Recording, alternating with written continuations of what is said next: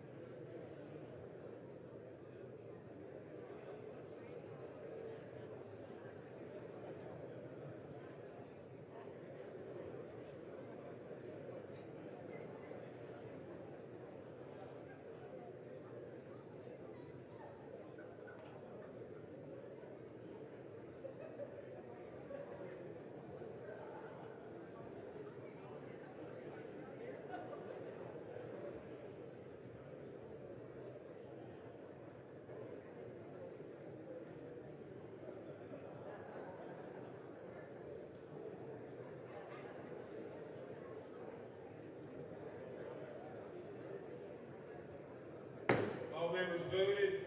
Any member wishing to change their vote?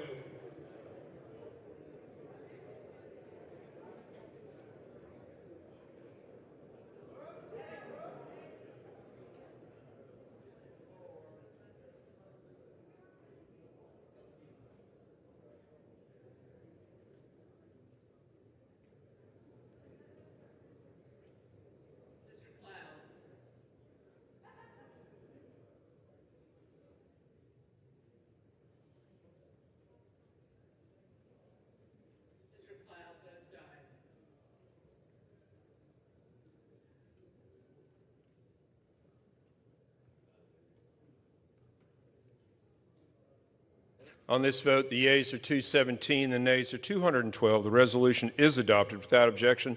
The motion to reconsider is laid upon the table.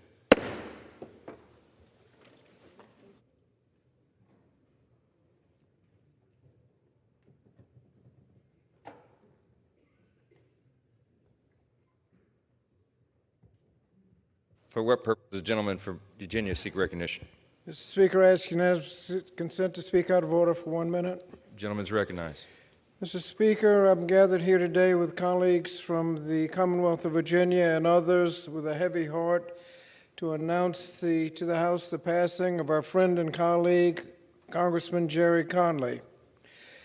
I've had the distinct honor to serve alongside Jerry for many years. Jerry served in this chamber since 2009, and before that he served 14 years on the Board of Supervisors in Fairfax County, including 5 years as its chairman. Jerry was a tireless fighter for his constituents, an unwavering advocate for the federal workforce, and a true steward for our democratic institutions. He loved America, the Commonwealth of Virginia, and of course his beloved hometown of Fairfax.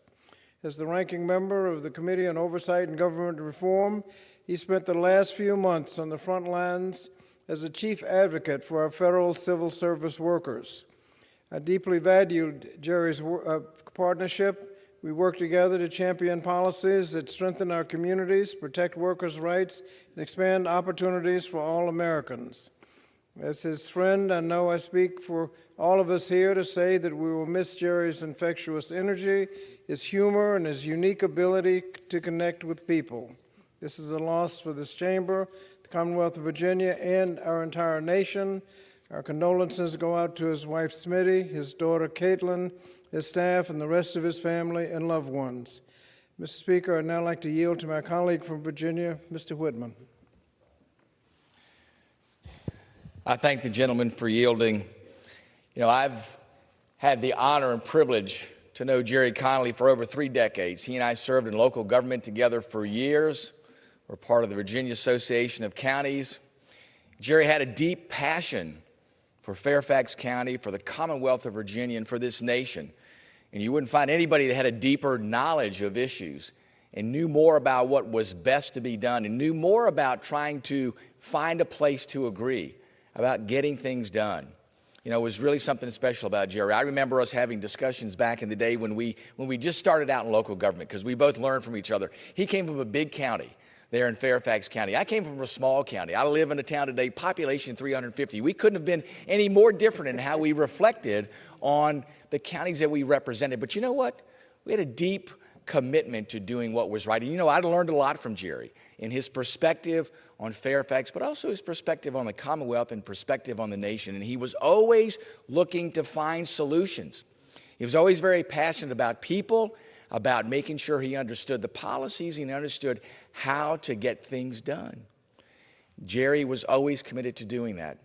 Jerry's legacy is going to live on forever in all of us.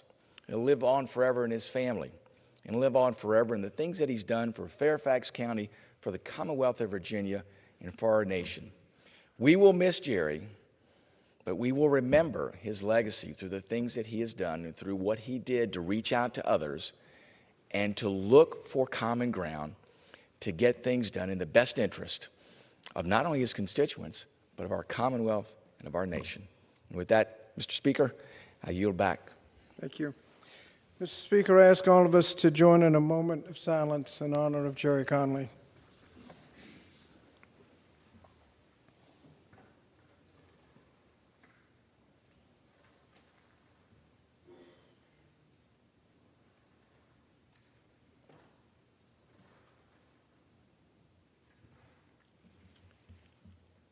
Thank you, Mr. Speaker. I yield back.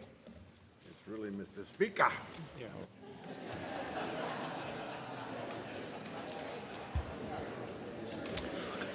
Pursuant to Clause 8 of Rule 20, the unfinished business is the vote on the passage of Senate Joint Resolution 31, on which the yeas and nays are ordered.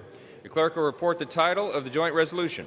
Senate Joint Resolution 31, joint resolution providing for congressional disapproval under Chapter 8 of Title 5 United States Code of the rules submitted by the Environmental Protection Agency relating to review of final rule reclassification of major sources as area sources under Section 112 of the Clean Air Act.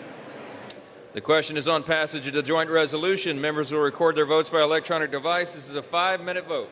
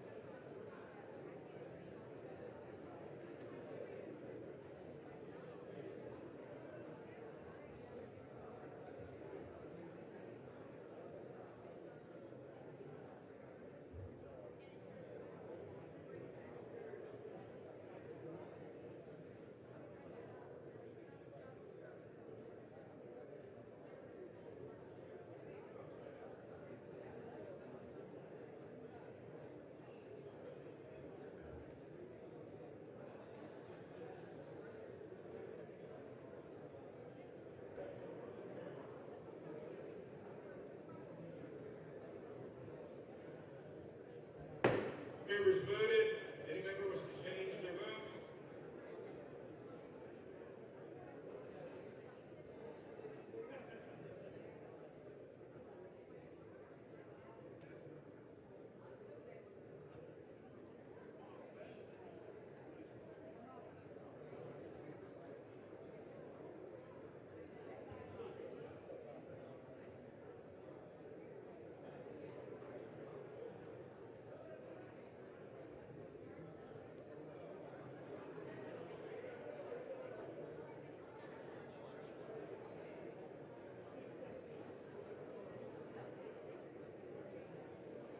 On this vote, the yeas are 216, the nays are 212. The joint resolution without it is adopted. And without objection, the motion to reconsider is laid upon the table.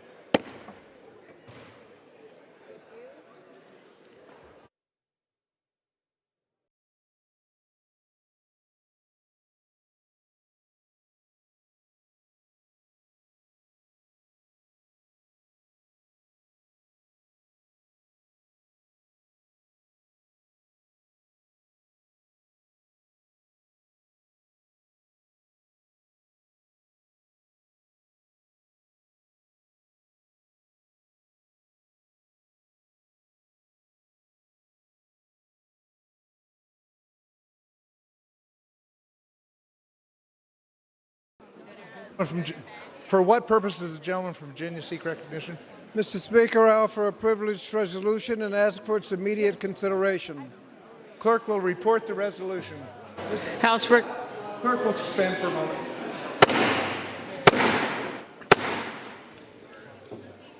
House will be in order. Members, please take conversations from the floor. Clerk will read the resolution. House Resolution 435, resolved that the House has heard with profound sorrow of the death of the Honorable Gerald E. Connolly, a representative from the Commonwealth of Virginia. Resolved that the clerk communicate these resolutions to the Senate and transmit a copy thereof to the family of the deceased. Resolved that when the House adjourns today, it adjourn as a further mark of respect to the memory of the deceased. Without objection, the resolution is agreed to and the motion to reconsider is laid upon the table. Who are we going to first?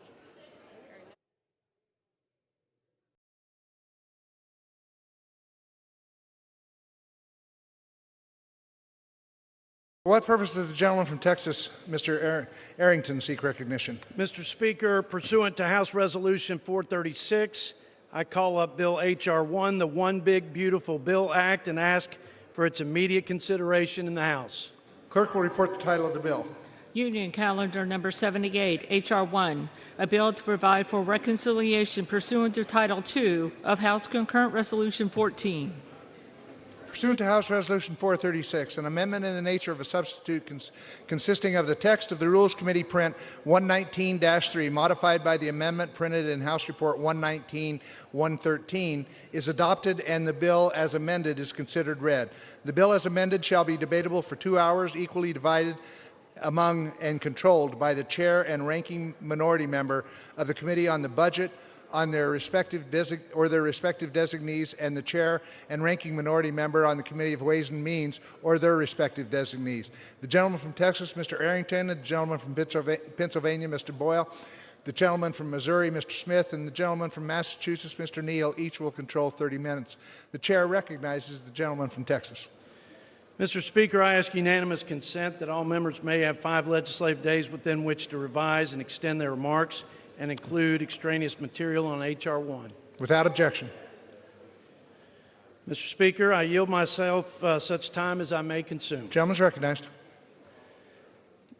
Mr. Speaker, for the last 4 years, the American people have suffered one self-inflicted crisis after another, from the chaos at our southern border to our crime-ridden streets to a cost of living crisis that decimated working families from sea to shining sea, leaving Americans weaker, our country more divided and more vulnerable than it's been in generations.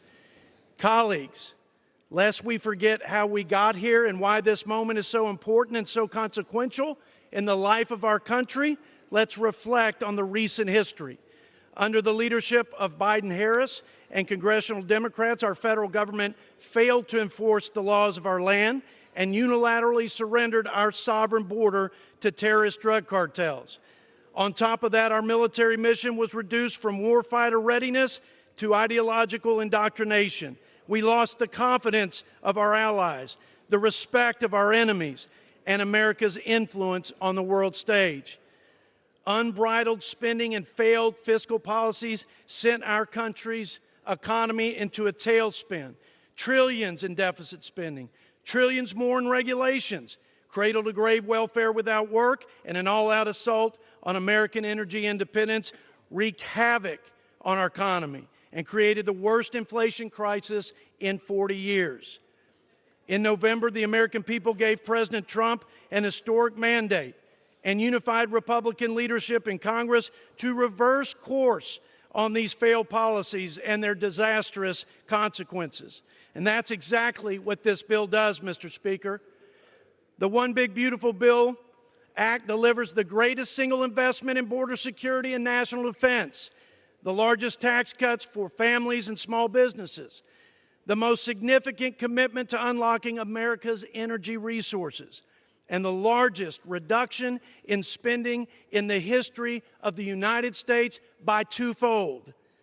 But in an attempt to derail our efforts, you can be sure of this: our Democrat colleagues will use their tired old tactics of fear-mongering and false claims. They like to lead you to believe that this reconciliation bill is a, quote, tax cut for the rich on the backs of the poor. Their narrative throughout this process has not only been misleading, Mr. Speaker, and completely untrue, it preys on the fears of our nation's most vulnerable. Here's the truth. The 2017 tax cuts lowers tax rates for every American household at every income level, with the lower income families benefiting the most, while actually increasing the amount of taxes paid at the top 1%. 3 out of every $4 in the Trump tax cuts didn't go to corporations, they went to individuals. Workers experienced a record 25-year wage increase. Families received an additional $5,000 in median household income, and income for the bottom 50% grew 3 times faster than the top 1%. And as a result, Mr. Speaker, a record 6 million Americans were lifted out of poverty. This won't stop our Democrat colleagues from scaring you with fallacious statements that, quote, children will go without food, seniors will be stranded without health care, and the disabled will be left to die in the streets. All of this is just a cover for what they really want to do. They want to protect health care and welfare at any cost for illegal immigrants, at the expense of hardworking taxpayers and our citizens who depend on them. And crazy enough, Mr. Speaker, they also want to abandon the common sense Clinton-era work requirements that reduce government dependency by 80%. And instead, they would trap millions of people in poverty and rob them of the dignity of work. But by the overwhelming results of this last election, it's abundantly clear the American people see through this too. And they have totally rejected the Democrats' radical agenda. Their message to Washington was clear, Mr. Speaker. They want competent leaders, common sense policies, and a commitment from all of us to put America and Americans first. Now, let's give the people what they voted for. I reserve my time. Reserves the balance of his time. Gentleman from Pennsylvania, Mr. Boyle. Mr. Speaker, I yield myself such time as I may consume. Gentleman's recognized. Mr. Speaker, by my calculation, I have now been up 43 of the last 45 hours, and I'm not quitting yet. And we're not quitting yet, because the stakes are just too damn high. This is one of the most significant pieces of legislation we will ever vote on. This bill will bring about the greatest loss of health care in American history. More than 6 million Americans who are currently on the Affordable Care Act will lose their health insurance if this Republican bill becomes law.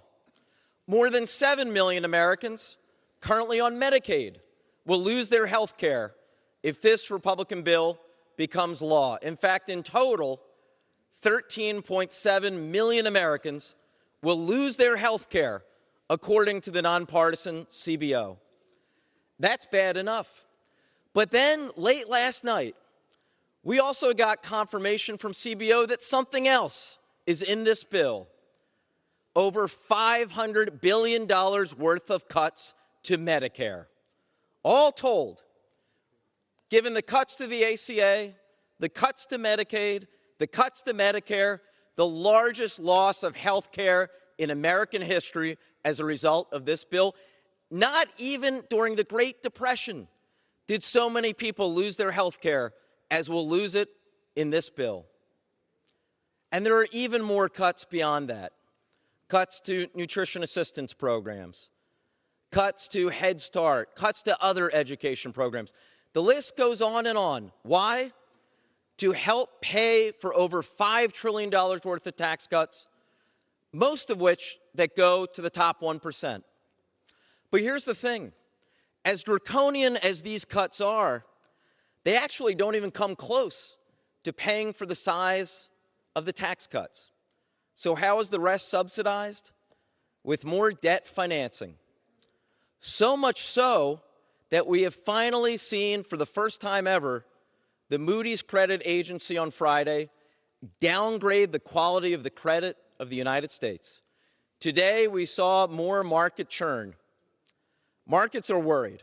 Now, most ordinary Americans, most people I call as neighbors and friends back home in Northeast Philly, a very working class and middle class place, most people I know aren't paying attention to the credit agencies and what Wall Street is doing. But here's the thing. It will affect interest rates. In fact, it already is. Mortgage rates have gone back up over 7% and set to rise by more. Not just mortgage rates, auto loan rates, the rate that your credit card company charges you. At a time of increasing unaffordability in America, this bill doesn't make the situation better. It makes it far, far worse. Mr. Speaker, this is not the kind of bill that is worthy of the Congress of the United States. This is class warfare. It makes the poor poorer, the rich richer, and the middle class left behind. And again, these aren't Democratic talking points. These aren't coming from progressive organizations. Last night, the nonpartisan Congressional Budget Office released the distribution tables in terms of who will get what from this tax bill. They found the bottom 10% will be 4% poorer in household wealth under this bill, with most of the benefits going to the top 10% of Americans. And of that top 10%, of course, it is the top 1% that will get the most benefit of all. Robbing the poor to reward the rich. It is wrong, it is bad economics, and it is, as one Republican senator called it, morally wrong. With that, I reserve the balance of my time. Gentleman reserves the balance of his time. Gentleman from Texas. Mr. Speaker, just to be clear, the CBO doesn't say economic benefits. It talks about federal resources. That letter actually affirms the success of our bill. We will actually have people, because of reasonable common sense work requirements and because of prohibitions on illegal immigrants getting taxpayer-funded social services, we'll actually have people moving up and out of the welfare trap. And we won't have people siphoning off money who are not eligible, and that is success. Not to them, but success to my Republican colleagues. With that, I yield 2 minutes to my good friend from the Keystone State, our Ag Chair, Mr. G.T. Thompson. Mr. Speaker, I rise in support of the One Big Beautiful Bill that will halt the largest tax increase on American families, bolster our hardworking farmers and rural communities, and give President Trump the tools he needs to make America safe again. The Agriculture Committee was tasked with $230 billion in net deficit reduction. I'm proud to say we exceeded that instruction. We achieved these savings for America's taxpayers by restoring integrity to the SNAP program, reinforcing work, rooting out waste, and ending the unchecked overreach by states and the executive branch that's driven costs through the roof. SNAP is the only state-administered welfare program that does not have a cost share component. And while the federal government funds 100% of the benefit, states are tasked with operating it. The only problem? They aren't operating it well. In 2023 alone, over $13 billion in improper payments were made. That's not just a slap in the face to taxpayers, but of the needy families who rely on SNAP as well. We aren't just stopping at restoring the SNAP program to its original intent. We're also delivering big wins for rural America by shoring up the safety net for farmers and ranchers and providing critical tax relief. The One Big Beautiful Bill makes permanent and expands the Trump tax cuts. It also prevents the death tax from hitting over 2 million family farms. It locks in the small business deduction, helping 98% of American farms stay afloat. It expands immediate expensing so farmers can expense the tools that they use today to secure the harvest of tomorrow. It protects domestic biofuels from being crowded out by Chinese imports. It lowers the cost of borrowing for our farmers hit by Biden's sky-high interest. It reduces regulatory burdens on small farmers hiring seasonal workers.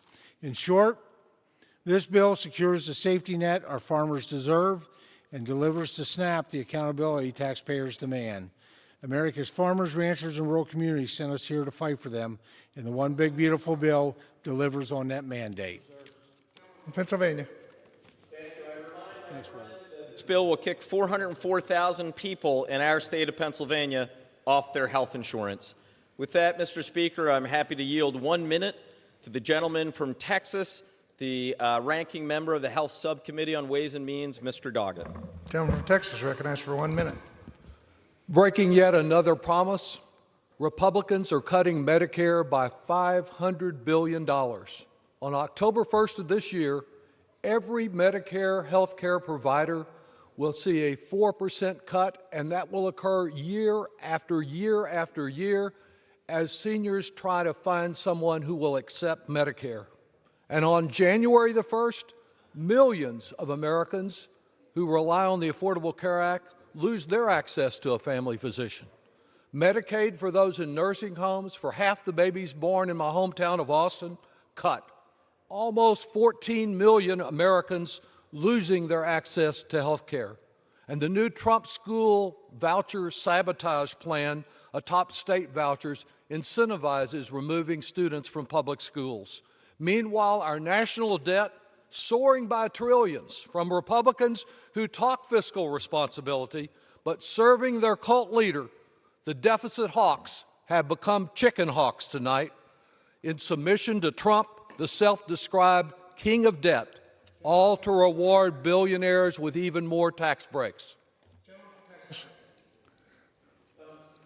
Chairman, I recognize my colleague, who I don't see is here. Yes, I do, right there, from Arkansas. Chairman of the House Financial Services, Mr. French Hill. For how much time? For 2 minutes. For 2 minutes. Gentleman's recognized for 2 minutes. I rise tonight in support of this reconciliation effort, and I thank my friend from West Texas, the home of natural security, for supporting this bill and working hard to bring it to fruition, bringing it to the House floor. Last month, the House Financial Services Committee completed our work assigned to us under the Budget Committee's reconciliation instruction. The resolution asked us to decrease the deficit by $1 billion during the planning period of 10 years. Our committee exceeded that objective, and we've saved the American taxpayers and cut the deficit in our plan by $5.2 billion in savings. During the markup, we spent 9 hours debating and considering 40 amendments from our friends on the other side of the aisle. After this exhaustive process, we favorably reported our committee print to fulfill our obligations under this bill. Mr. Speaker, we can't lose sight of the reason that we're here tonight on this House floor. In 2024, the American people voted for fiscal responsibility and real change. Our country is currently $37 trillion in debt, paying billions of dollars in interest each day on that debt. Congress must act. Today, we start that process. For too long, the government spending has been a one-way road in the wrong direction. I'm proud of the work of the Financial Services Committee to do our part to reduce this deficit. I ask all my colleagues to support this bill, and I yield back the balance of my time. Gentleman from Pennsylvania. Thank you. I would remind my friend this bill would kick 131,000 people in Arkansas off their health insurance. With that, I yield 1 minute to the gentleman from the Commonwealth of Virginia, the distinguished ranking member of the Education and Workforce Committee, and also a member of the Budget Committee, Mr. Scott. Gentleman's recognized for 1 minute. Thank you, Mr. Speaker. Mr. Speaker, it's hard to take my colleagues on the other side of the aisle seriously when they give speech after speech after speech complaining about the deficit and then support this reconciliation bill that adds trillions of dollars to the national debt. The bill also not only increases the deficit, it has 4 million students who will lose their Pell Grants. 18 million children could potentially lose their free school lunch.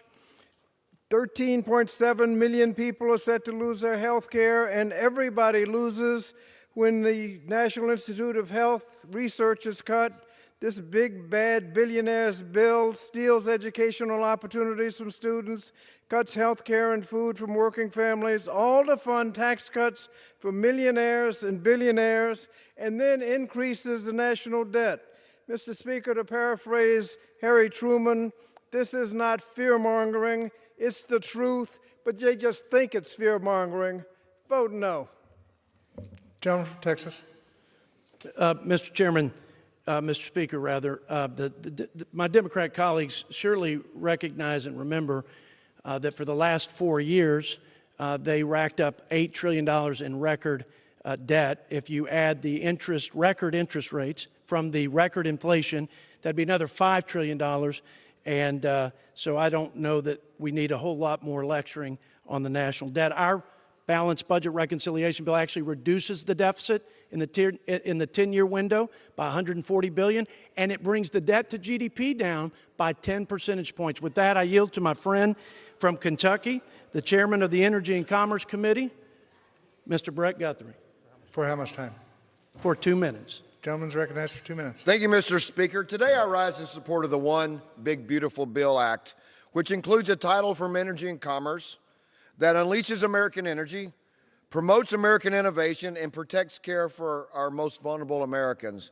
In 1965, President Lyndon B. Johnson created the Medicaid program to protect low-income families, individuals who are disabled, and seniors, and House Republicans share this commitment to this vulnerable population. This bill protects coverage for those individuals by ensuring ineligible recipients do not cut the line in front of our most vulnerable Americans. The decision by left-leaning state governments to spend taxpayer dollars on people who are ineligible for the program is indefensible. Medicaid should not cover illegal immigrants, deceased or duplicative beneficiaries, or able-bodied adults without dependents who choose not to work.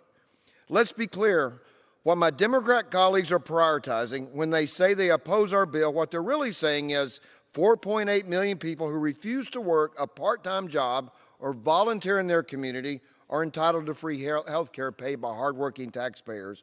When they're opposed to our bill, what they're really saying is that the 1.4 million illegal immigrants should be prioritized over U.S. citizens. When they say they oppose our bill, what they're really saying is that people who aren't eligible for Medicaid should be prioritized over children, mothers, or people with disabilities for whom the program was intended. House Republicans make no apologies for prioritizing Americans in need over illegal immigrants or other able-bodied beneficiaries who are choosing not to work. Along with work requirement, our bills rolls back restrictive Biden-era regulations, promotes transparency for pharmacy benefit managers, increases seniors' access to medication. These are all common sense policies that will strengthen our health care system, return taxpayer dollars to middle-class families. House Republicans are fighting for America's children. We're fighting for pregnant women and mothers. We're fighting for individuals with disabilities, and we're fighting for seniors who need long-term care. That is why I urge my colleagues to support this legislation as part of our effort. I support this bill, and I yield back. Gentleman from Pennsylvania. Thank you, Mr. Speaker. I'd remind my good friend that this bill will kick 159,000 people in the Commonwealth of Kentucky off their health insurance. Mr. Speaker, I now yield 1 minute to the gentlewoman from Vermont, a distinguished member of the Budget Committee, Ms. Ballant. Gentlelady is recognized for 1 minute. Thank you, Mr. Speaker. You have to ask yourself, why? Why are we here at 3 a.m. fast-tracking this bill? Well, this bill is nothing to be proud of. It's best to pass it in the night when most folks are asleep. What kind of nation are we when leaders choose to take food away from children? What kind of nation are we when they choose to take health care away from people? When they choose to add trillions of dollars to the deficit and pass those financial handcuffs off onto our grandchildren? What kind of nation are we when they choose to make those deficits force $500 billion of cuts to Medicare? What has happened this week is shocking. It's unconscionable. It's not leadership. It's moral failure. Kicking the poor in the teeth while rewarding the richest among us. My colleagues, Americans deserve so much better than this, so much better. And I urge my colleagues to reject this cruel, cynical bill. Gentlelady's time has expired. Gentleman from Texas. Mr. Speaker, 91% on average of my colleagues, voters, constituents, friends and families, they pay the standard deduction. Their opposition to this bill, if they were successful, would actually cut the standard deduction in half. And with that, I yield 2 minutes to my friend from Missouri, our T&I chair, Mr. Graves. Gentleman is recognized for 2 minutes. Thank you, Mr. Speaker. Mr. Speaker, I rise today in support of one big, beautiful bill which fulfills President Trump's agenda by securing our border, keeping taxes low for families and job creators, and restoring the nation's energy dominance and cutting waste, fraud, and abuse. The Transportation and Infrastructure Committee's portion of today's legislation combines critical investments in border security, national defense, and modernization of America's air traffic control system while eliminating wasteful spending and other deficit reduction measures. Specifically, this bill addresses long overdue needs in the United States Coast Guard, which for over 2 decades has received less than half of the capital investment necessary to effectively carry out its critical missions. The T&I Committee included more than $21 billion to recapitalize Coast Guard assets, including the acquisition of cutters, aircraft, polar icebreakers, along with the facilities that are needed to support them. In light of serious operational and financial challenges facing the FAA, the T&I Committee provided $12.5 billion down payment for finally modernizing our outdated air traffic control infrastructure. Finally, the bill addresses the chronic shortfall in the Highway Trust Fund by instituting a $250 annual fee on electric vehicles and $100 on hybrid vehicles, ensuring that all drivers contribute their fair share to maintaining our roads and bridges. In this measure, the T&I Committee prioritized core federal responsibilities, which included national defense, transportation safety, and infrastructure modernization, while also responsibly offsetting these investments with cuts to wasteful spending. Mr. Speaker, I'd urge my colleagues to support the legislation, and with that, I yield back the balance of my time. Gentleman from Pennsylvania. Mr. Speaker, I just want to correct a disingenuous argument that has been offered repeatedly. Folks on the other side, throughout this past week and a half, 2 weeks, and we hear it tonight, say, well, if we don't pass this bill, most Americans will face a tax increase. Completely false. Time and again over the last 2 weeks, both in Ways and Means and Rules, Democratic members offered amendments to protect and extend the tax cuts for every American making under $1 billion a year. Every single Democrat voted for those amendments.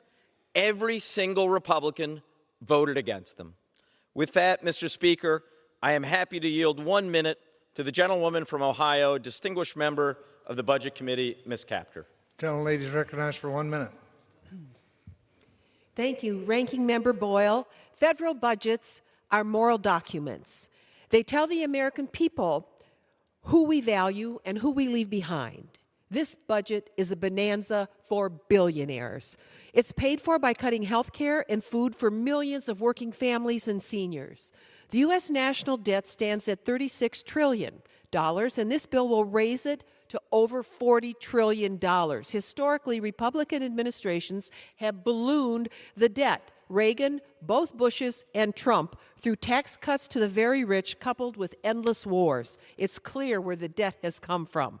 Trillions added, unpaid. Now they're coming after health coverage and food assistance. President Trump already has added $8.4 trillion to the debt from his last tax cuts. Meanwhile, as billionaires use their tax refunds to do stock buybacks, American workers are left behind. Let's call it what it is, another Republican budget buster, betraying working people while causing prices to rise. 40,000 people across the district I represent and nearly 14 million nationwide will lose coverage for health care to pay for these bonanzas for billionaires. Mr. Speaker, this bill must be Gentlelady's time has expired. Vote no. Thank you, and I yield back. Mr. Speaker, I would remind my colleagues over the last 4 years, their failed economic policies, their unbridled spending put a 20% inflation, regressive inflation tax on working families all across this great land. With that,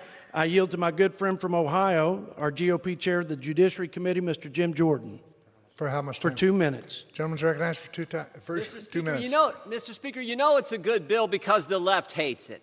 The left that defunded the police, the left that let 10 million people illegally enter our country in a 4-year time span, the left that wants men to compete against women in sports, the left that lied to us about Benghazi, lied to us about the Hunter Biden laptop, lied to us about President Biden's health, the left that lied to us about COVID. You remember that. They got to go to the fancy restaurants, but all the people we represent, they couldn't go to church, couldn't go to work, couldn't go to school. The left doesn't like this bill. That tells you it's a good bill. This bill's about fundamental conservative principles, regular things that the American people appreciate. This bill cuts taxes. This bill requires work for able-bodied adults in our welfare system. This bill gives school choice to parents. This bill secures the border. We're the party that believes in letting moms and dads keep more of their money to spend on their goals and their dreams. We're the party that says if you get taxpayer funds and you're able-bodied, you should work. That's fair to the taxpayers. That's good for our economy. Most importantly, it's good for the recipient. We're the party that says parents, regular moms and dads, should get to pick where their kid goes to school so they can get the kind of education that will allow them to achieve the American dream. That's in this bill. And this bill secures the border. The primary issue of last fall's election, the issue that decided the election, the issue that put President Trump in the White House and Republicans in control of the Congress, this bill helps secure the border that President Trump's already got under control. That's why we should support this legislation. It cuts taxes, requires work for able-bodied adults, empowers parents to pick the school where their kid's going to get the best education, and secures the border like the American people want us to do. This bill is doing exactly what we told the voters we were going to do, and that's why we should support it. I yield back to the budget chairman and thank him for his good work on this legislation. Gentleman from Pennsylvania. Well done, I would remind the gentleman this bill will kick 404,000 people in Ohio off their health insurance. I now yield 1 minute to the gentlewoman from Washington, as a distinguished member of the Budget Committee, Ms. Jayapal. Gentlelady is recognized for 1 minute. Thank you, Mr. Speaker. This bill is a massive betrayal of working people and poor people across America. It strips at least 14 million Americans of their health care. It slashes food for the hungry, and it cuts basic needs for Americans across the country. And why? So that you can give a $5 trillion tax break to the wealthiest billionaires like Elon Musk. If you had a giant corporate lobby outside, you get a tax break. If you're in the top 0.1%, 0.1% of billionaires, you get a $398,000 tax break. If you're a millionaire, you get an average $83,000 tax break. But if you're a working person or a poor person, you are SOL. hell. You get kicked off your health care. You don't get the $2 a meal in SNAP benefits, and you get hungrier, you get poorer, you get sicker. And here's the thing, if you're so proud about this bill, why are we debating it at 1 o'clock in the morning, 3 o'clock in the morning? Why are these schedules getting rigged so that people don't actually get to see what we are doing here in this chamber? I yield back. I'm a hell no. Members are reminded to direct their remarks to the chair. Gentleman from Texas. Mr. Speaker, I have great respect for my ranking member, but he's rattling off numbers saying this many people will come off of the welfare rolls in my colleagues' districts. Let's remind the American people, the people he's talking about are folks who are in this country illegally, or they're able to work and they're not working. They're able to work and they're not working.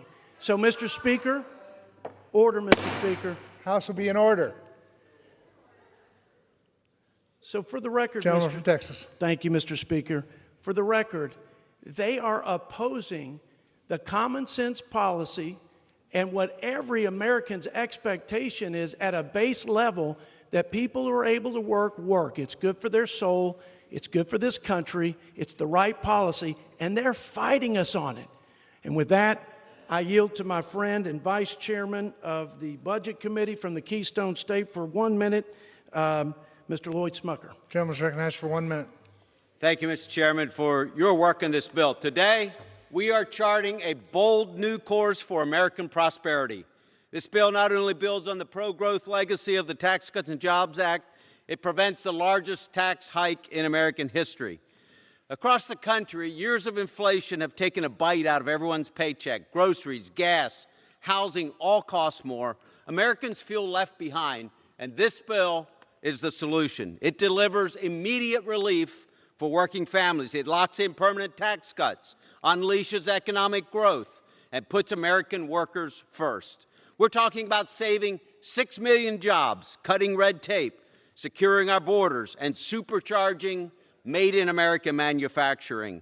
And we do all this while achieving historic federal savings. It is possible to reduce spending, provide tax relief, and protect core services for Americans all at once. This is real, responsible leadership. Mr. Speaker, this bill is bold, immediately effective, and above all, it's common sense. It's time to pass this act and get America back on the path to prosperity. Gentleman's time has expired. Gentleman from Pennsylvania. Mr. Speaker, I have good news for my friend, the chairman of the Budget Committee. We just verified with the Congressional Budget Office, and of the 13.7 million Americans who will lose their health care because of their bill, exactly 0 are undocumented immigrants. So the complete artifice that the other side is attempting to convince you is that almost 14 million Americans will lose their health care, but don't worry about it. They're all illegals. They're all people who are defrauding the system. It's completely false, and every independent source has verified that it is false. Yay. With that, Mr. Speaker, I yield 1 minute to the gentlewoman from California, distinguished member of the Budget Committee, Ms. Chu. Gentlelady is recognized for 1 minute.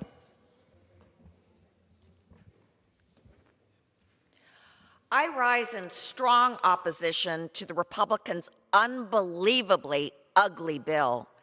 This bill is worse than we thought. By ripping Medicaid and food assistance away from many millions of vulnerable Americans while slashing taxes for the ultra-wealthy, the nonpartisan CBO found that it would make the poorest 10% poorer while making the richest 10% richer. This bill would also increase the debt so much that it will trigger cuts to Medicare benefits by almost $500 billion. So to my Republican colleagues, think of my constituent Maria. Maria needs Medicaid, Medicare, and Social Security to care for her daughter who resides in a nursing home, uses a feeding tube to eat, and can't recognize her mother. Maria asked, if Medicaid is cut, where would my daughter go? Tax cuts for the wealthiest at the expense of Maria's daughter getting the care she needs to survive is despicable. vote no on this bill. Gentleman from Texas. Mr. Speaker, according to Numbers USA, over the last 4 years when the Democrats were in charge of this town, and millions of people were flooding into this country from across our border, we were spending $9,000 per illegal immigrant on social services, taxpayer-funded social services. Mr. Speaker, that's more than we spend on our own citizens who depend on Medicaid. That's more than we spend on military benefits for our veterans. With that, Mr. Speaker, I yield 1 minute to my friend from California and fellow Budget Committee member, Mr. Tom McClintock. Gentleman is recognized for 1 minute. Thank you, Mr. Speaker. If this bill fails, an average family's taxes will rise 22% next year, about $1,700 a year, the biggest tax increase in American history. But if it succeeds, working families will be able to keep more of their earnings. We'll be able to complete the border wall and protect our communities from the violent cartels the Democrats allowed into our country. We'll relieve pressure on Medicaid by requiring able-bodied adults on it to look for work. And we can free up America's vast energy resources. You know, the most important economic indicator is how Americans answer this question next year. Are you better off today than you were 2 years ago? By this time next year, Americans could be enjoying one of the most explosive periods of growth in our history, and all that means: secure borders, safer communities, lower taxes, abundant energy, more and better jobs, a higher standard of living, and a better quality of life. A big, beautiful future for all Americans. I yield back. Gentleman from Pennsylvania. I would remind the gentleman that this bill would kick 1.98 million people in California off their health insurance. I now yield 1 minute to the gentleman from New York, distinguished member of the Budget Committee, Mr. Tonko. Gentleman is recognized for 1 minute. Thank you, Mr. Speaker, and I thank the gentleman for yielding. One of the very first bills I ever voted on as a representative in Congress was passing the Affordable Care Act and bringing historic access to health care to millions. That action reflects what Congress should be all about: helping everyday Americans, serving our communities, and fighting against the forces that seek to make us sicker, hungrier, and poorer. Unfortunately, today, those forces are the Republican majority, the President of the United States, and the richest people on the planet. On top of constitutional crises, in the throes of a housing and cost of living emergency, and in the face of catastrophic climate change, Congress is set to make the largest cuts to health care, food assistance, and environmental protections in American history. Families in my district and across our country are hurting. You don't fix that pain by further ripping away the basic needs programs that help those struggling to get by. For me, the choice is clear. I will never stop fighting for my constituents and all Americans whose lives will be destroyed by this monstrosity of a bill. And with that, I yield back. Gentleman from Texas. Mr. Speaker, I yield a minute to my fellow Texan, Mr. Gill, who's also on the Budget Committee. The gentleman is recognized for 1 minute. Mr. Speaker, so much of what we have heard tonight from the other side of the aisle is nothing but shrill and hysterical calumny from a political party who has nothing to offer the American people but confiscatory taxes, open borders, and men and women's sports. They talk about cruelty, Mr. Speaker. I'll tell you what is cruel.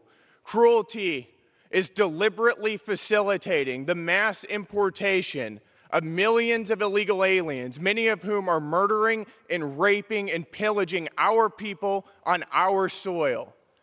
Mr. Speaker, this bill will fund border security, it will fund ICE, and it will fund the largest deportation operation in American history.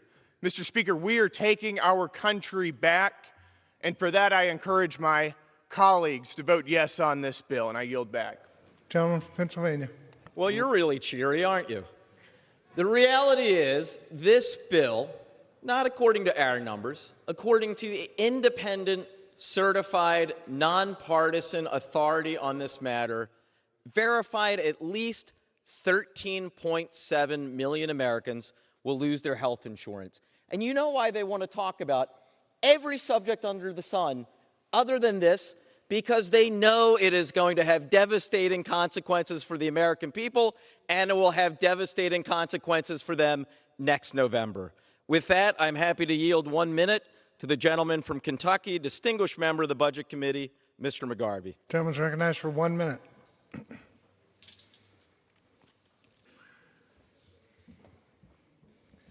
Thank you, Mr. Chairman. 13.7 million Americans will lose their health care. We're going to gut America's premier anti-hunger program. It's going to add trillions of dollars to the nation's debt. You don't believe me? The Congressional Budget Office says it. My colleagues, Mr. Schweikert, Mr. Roy, Mr. Massey, they all say this is going to add to the debt and to the deficit of this country. And for what?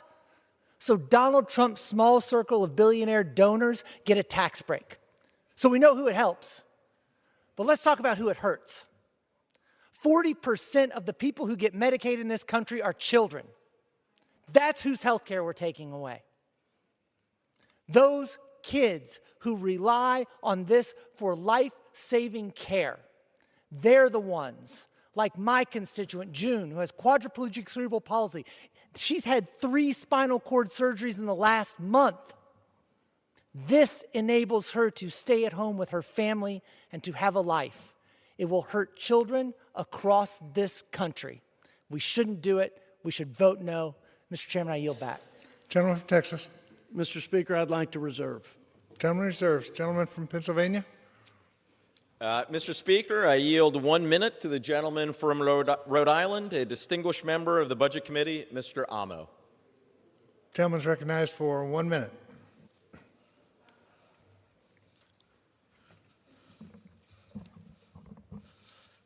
Mr. Speaker, budgets are a statement of values, and Republicans have made their values crystal clear. They value those who can buy crystals over the working class. They value putting the needs of the wealthy few over the vulnerable. They value making the rich richer, the sick sicker, the hungry hungrier, and yes, the poor poorer. It's a moral inversion, a reverse Robin Hood scheme to steal from the poor and give to the rich, and it is just plain wrong. This big, bad bill is an abomination that will hurt tens of thousands of Rhode Islanders just to give billionaires a break on their taxes. Republicans have made their values clear, so will I.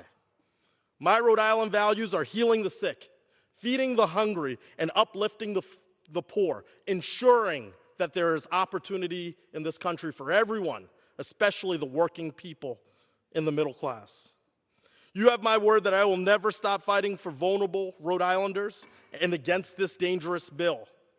And if I thought they had it, I'd urge my colleagues on the other side of the aisle to show some backbone and do the same. But I know they will fall in line. I yield back. Mr. Speaker, I agree with the gentleman. The budgets do reflect the values of the Republican Party, and my colleagues are to protect 40 million families from having their child tax credit cut in half, 26 million small businesses who would have the highest marginal rates. They'd lose the 20% deduction, 2 million family-owned farms, and the farming families would have the death tax exemption slashed in half. Mr. Speaker, those are our values. We want people to keep more of their money. We want this economy to grow. We want people to have better opportunities and bigger paychecks. We want to give folks hope for a better life, to come up and out of poverty, out of welfare, and put their God-given talents to use. So with that, my dear friend from Georgia and fellow member of the Budget Committee, I would like to yield a minute to Mr. Buddy Carter. Gentleman is recognized for 1 minute. Mr. Speaker, I rise today in strong support of the One Big Beautiful Bill Act. The American people are suffering. They're suffering from 4 years of government overreach and out-of-control spending that has put us on the edge of fiscal ruin. That stops now. This bill will make President Trump's tax cuts for American families permanent, remove taxes on tips and overtime, unleash American energy dominance, and eliminate waste, fraud, and abuse from key federal programs. Passing this bill means preserving Medicaid for generations to come, and keeping our promise to ensure it's there for Americans who truly need it. This bill will allow families still feeling the pain of inflation to take home tax-free tips and hard-earned overtime. This bill will rein in out-of-control spending by government agencies such as EPA that had little or no oversight under President Biden. Let me be clear. This is a bill that works for America. It will put us back to the path towards fiscal responsibility, keep money in the pocket of those Americans, unleash American energy dominance, and preserve key programs for those who need them. Gentleman's time is Thank expired. you, Mr. Speaker, and I yield back. Gentleman from Pennsylvania. Well done, Mr. Speaker, this bill will kick 494,000 people in Georgia off their health insurance. I now yield 1 minute to the gentleman from Washington State, the distinguished ranking member of the Transportation and Infrastructure Committee, Mr. Larson. Gentleman's recognized for 1 minute. Thank you, Speaker. Speaker, Transportation and Infrastructure Committee Democrats are for bills that invest in job-creating infrastructure. We are against jamming through fiscally reckless bills that rip health care away from 13 million Americans and take food assistance away from millions of families so that we can hand out tax breaks to billionaires. Democrats want to continue historic funding for transportation infrastructure and stronger and healthier communities. Unfortunately, this reconciliation package leaves very little room for those investments. To make the needed safety investments for the entire air traffic control system, the safety investments that we need to tackle the highway safety crisis, the investments that we need to meet the Coast Guard members' health care, housing, and child care needs. And this bill causes immediate harm by yanking money from locally selected projects that our constituents in Republican and Democratic districts alike are counting on. And for what? To help pay for the tax cuts for the richest Americans and largest corporations. I look forward to a future where the members of this body work together on priorities for transportation infrastructure, but this big, ugly bill ain't it. Gentleman from Texas. I reserve, Mr. Speaker. Gentleman reserved. Gentleman from Pennsylvania. Mr. Speaker, I yield 1 minute to the gentleman from Maryland, the distinguished ranking member of the Judiciary Committee, Mr. Raskin. Gentleman is recognized for 1 minute. Thank you, Mr. Speaker. It's telling that President Trump and his cult followers have chosen to name their bill after its size and its looks instead of its contents and its values. They don't want anybody looking inside this monstrosity. There's nothing beautiful or big about stripping 14 million Americans of their health care or removing food security from 11 million people, including 4 million kids. That's ugly. That's small. I know Donald Trump has increased his net worth by more than $3 billion since taking office from his global crypto scam, and that yesterday he brought home a $400 million jumbo jet from the monarch dictator of Qatar, a flying constitutional violation packed with threats of espionage and surveillance. But there's nothing big or beautiful about plundering the wealth of the people of America to give to the people who have already profited from Donald Trump's prior schemes. Let's vote this whole monstrosity down. Gentleman's time has expired. Gentleman from Texas. Mr. Speaker, I'll tell you what's big. The $900 billion in tax breaks, special interest tax breaks to green energy corporations that my colleagues passed unilaterally in the, quote, Inflation Reduction Act. That's big. And so the billionaires that got rich off their tax breaks got a big break. And we aim to phase them out or repeal them so we could bring the energy costs down, so we can strengthen America's energy independence. With that, I'd like to yield a minute to my friend from Indiana, Mr. Marlon Stutzman. Gentleman's recognized for 1 minute. I thank the gentleman. I rise in strong support for H.R. 1, the One Big Beautiful Bill Act. Despite the claims from our colleagues on the other side of the aisle, this bill will give huge benefits to everyday working Americans in all of our districts. This bill includes many tax benefits, including a Made in America auto tax break, which will not only support American families trying to buy a car, but it will further support new jobs in manufacturing facilities like General Motors and Toyota in Indiana. On top of this, the One Big Beautiful Bill supports building America's Golden Dome defense system, securing the homeland, and bolstering America's capabilities that will start with the skilled workforce in my district in Northeast Indiana. This bill also puts money back into working Americans' pockets. It supports those who work tirelessly in restaurants and supports nurses and factory workers who work overtime to support their families by establishing no tax on tips and no tax on overtime. This bill supports every American from small business owners to hourly wage workers and propels America's economic performance. I urge all of my colleagues to vote in favor of this bill. Gentleman from Pennsylvania. Sure, one challenge with doing this massive bill literally in the middle of the night, as I look up, it's 3:40, if I'm reading that correctly, it's 3:45 a.m. right now. And there are all sorts of provisions that we're discovering in this massive piece of legislation being rushed through in the dead of the night.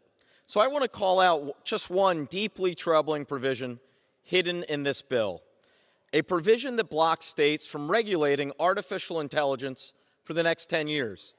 AI has the potential to be transformative, but only if it's developed and used in a safe, responsible way. That requires strong guardrails. This bill does the opposite.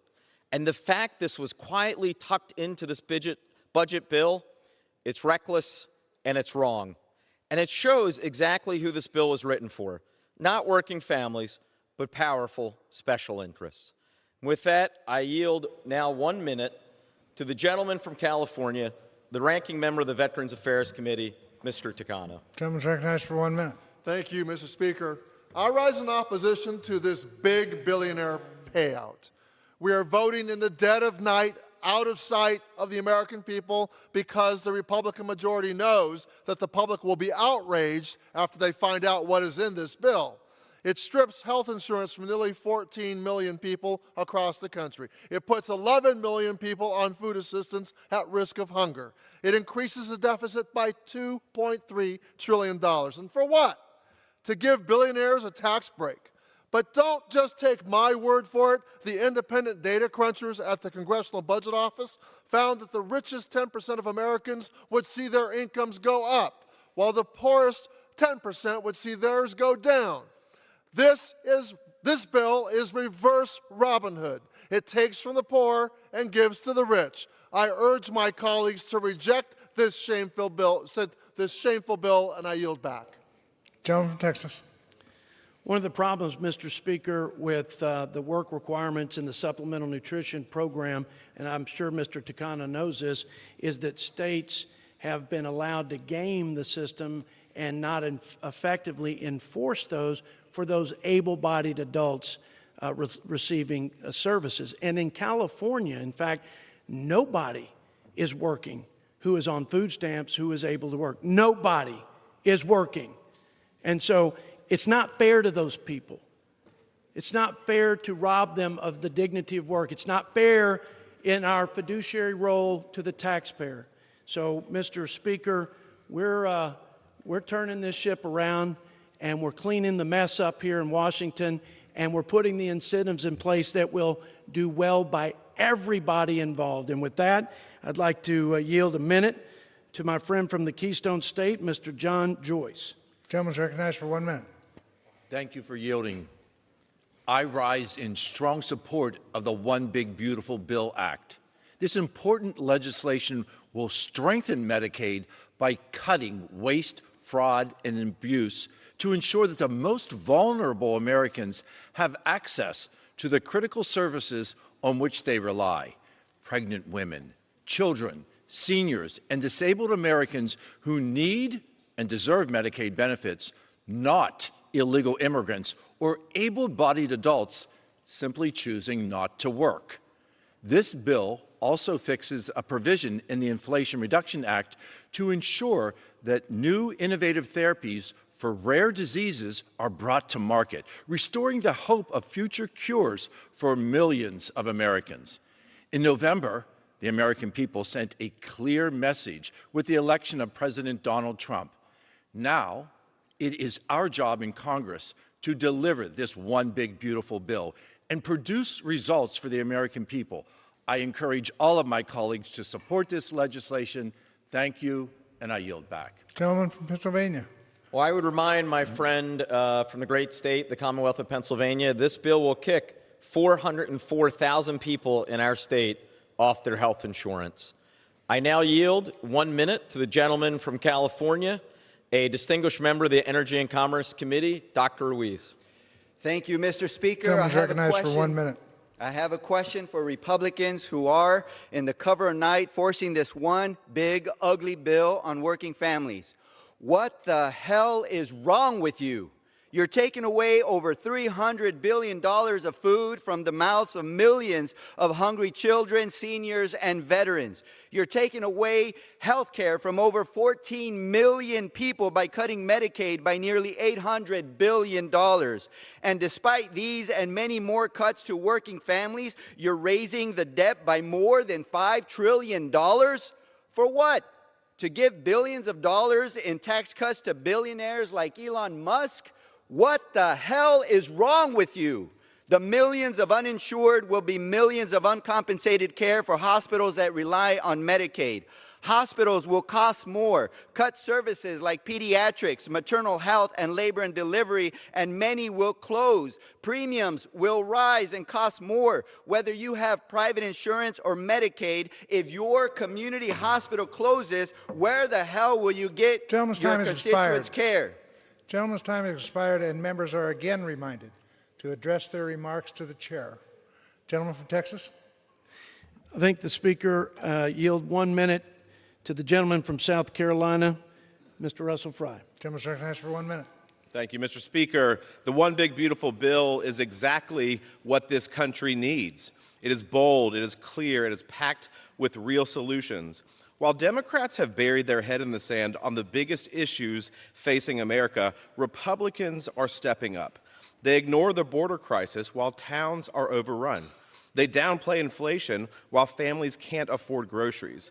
And they pretend crime isn't skyrocketing while our cities become war zones. Democrats would rather police your speech than protect your streets. They'll rush to ban plastic straws, but look the other way when fentanyl overruns our cities. And when parents speak up at school board meetings, they get labeled as extremists, while actual criminals walk free. The One Big Beautiful Bill does exactly what they want. It secures the border, protects our communities, strengthens our economy, cuts taxes, cuts waste, unleashes American energy, and puts the American people first. No more excuses. No more distractions. It's time to fix what is broken, and this bill is the blueprint. Gentleman from Pennsylvania. Would remind the gentleman this bill will kick 220,000 people in South Carolina off their health insurance. I now yield 1 minute to the gentlewoman from Massachusetts, distinguished member of the Energy and Commerce Committee, Ms. Trahan. Thank you. Gentlelady is recognized for 1 minute. Mr. Speaker, I oppose this bill because it is a targeted attack on Planned Parenthood, one of the most trusted providers of reproductive health care in our country. The bill bans federal Medicaid and CHIP dollars from going to Planned Parenthood for 10 years, without even naming the organization by using vague criteria clearly designed to single them out. This provision threatens access to cancer screenings, birth control, and other essential care for millions of Americans, particularly low-income women. For this reason, at the appropriate time, I will offer a motion to recommit this bill back to the committee. If the House rules permitted, I would have offered the motion with an important amendment to this bill. My amendment would strike the provision that blocks Medicaid reimbursements to Planned Parenthood because no one should lose access to basic care just because of where they go to get it. I ask unanimous consent to insert into the record the text of this amendment. Without objection. I hope my colleagues will join me in voting for this motion to recommit, and I yield back. Gentleman from Texas. Mr. Speaker, I'd like to yield a minute to the gentleman from Michigan, my good friend, Mr. Tim Walberg, who is also the chairman of the Education and Workforce Committee. Gentleman is recognized for 1 minute. I thank the gentleman, and thank you, Mr. Speaker. I hear a lot of hyperbole today, and of course we understand the louder you speak, the more fear you produce in people and ultimate power that you have over them. As chair of the Education and Workforce Committee, I'm concerned, though, as young people are going to college and universities and trying to lift themselves up, we find another challenge that goes on with big government and the control through student debt. The Education and Workforce Committee's portion of the big, beautiful bill delivers the kind of accountability students need and our economy demands. The bill saves taxpayers almost $350 billion. It also streamlines loan repayment options, making it easier for borrowers to repay while also targeting assistance to those who actually need it. By curbing excessive student loan debt and holding colleges accountable, this legislation also puts an end to colleges hiking tuition and spending recklessly. Simply put, it provides schools with an incentive to deliver real value for students and taxpayers. The American people want this. Let's support this bill and make America free. Gentleman from Pennsylvania. I would remind the gentleman this bill will kick 372,000 people in Michigan off their health insurance. I yield now 1 minute to the gentleman from Maryland, distinguished member of the Small Business Committee, Mr. Olszewski. Gentleman's recognized for 1 minute. Mr. Speaker, there is nothing beautiful about this bill, but the deficit growth, at least, is big. Maybe that's why my Republican colleagues are debating it under the cloak of darkness again. This bill is ugly. The bill is a scam. The nonpartisan CBO has confirmed that under the bill, the poor will get poorer and the rich will get richer. And to fund tax breaks for the wealthy, the bill borrows trillions while taking away food from hungry kids and health care away from hardworking Americans. My amendment to address the hypocrisy of Medicaid work requirements imposed under this bill was not included. The amendment was simple. Before prying health care away from able-bodied constituents, make sure they actually have access to a job. 14,000 will lose Medicaid coverage in my district alone. Thousands more will see their premiums soar. 20,000 who rely on SNAP for their next meal could go hungry. Nationwide, it's millions. It does nothing to lower costs for average Americans. It does the exact opposite. This bill is cruel. We should all vote no. And I yield. Gentleman from Texas.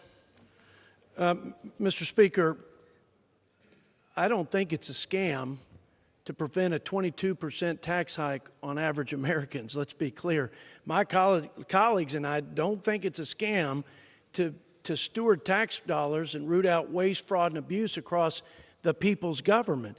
We don't think it's a scam to prohibit people who are not citizens of our country from draining the social safety net and impacting its sustainability for future vulnerable Americans. That's not a scam. That's our job, and we intend to do it. I reserve. Gentleman reserves. Gentleman from Pennsylvania. Mr. Speaker, I yield 1 minute to the gentlewoman from the Commonwealth of Virginia, distinguished member of the Energy and Commerce Committee, Ms. McClellan. Gentlelady is recognized for 1 minute. This big bag billionaire bonus extends tax cuts for the wealthiest few at the expense of the most vulnerable Americans. It kicks millions of Americans off their health insurance and takes food out of the mouths of millions more, including children, seniors, veterans, and people with disabilities. This bill will make someone who earns up to $300 a week pay up to a $35 copay because they need to have skin in the game, ignoring the fact they also have to pay their rent, childcare, utilities, on and on.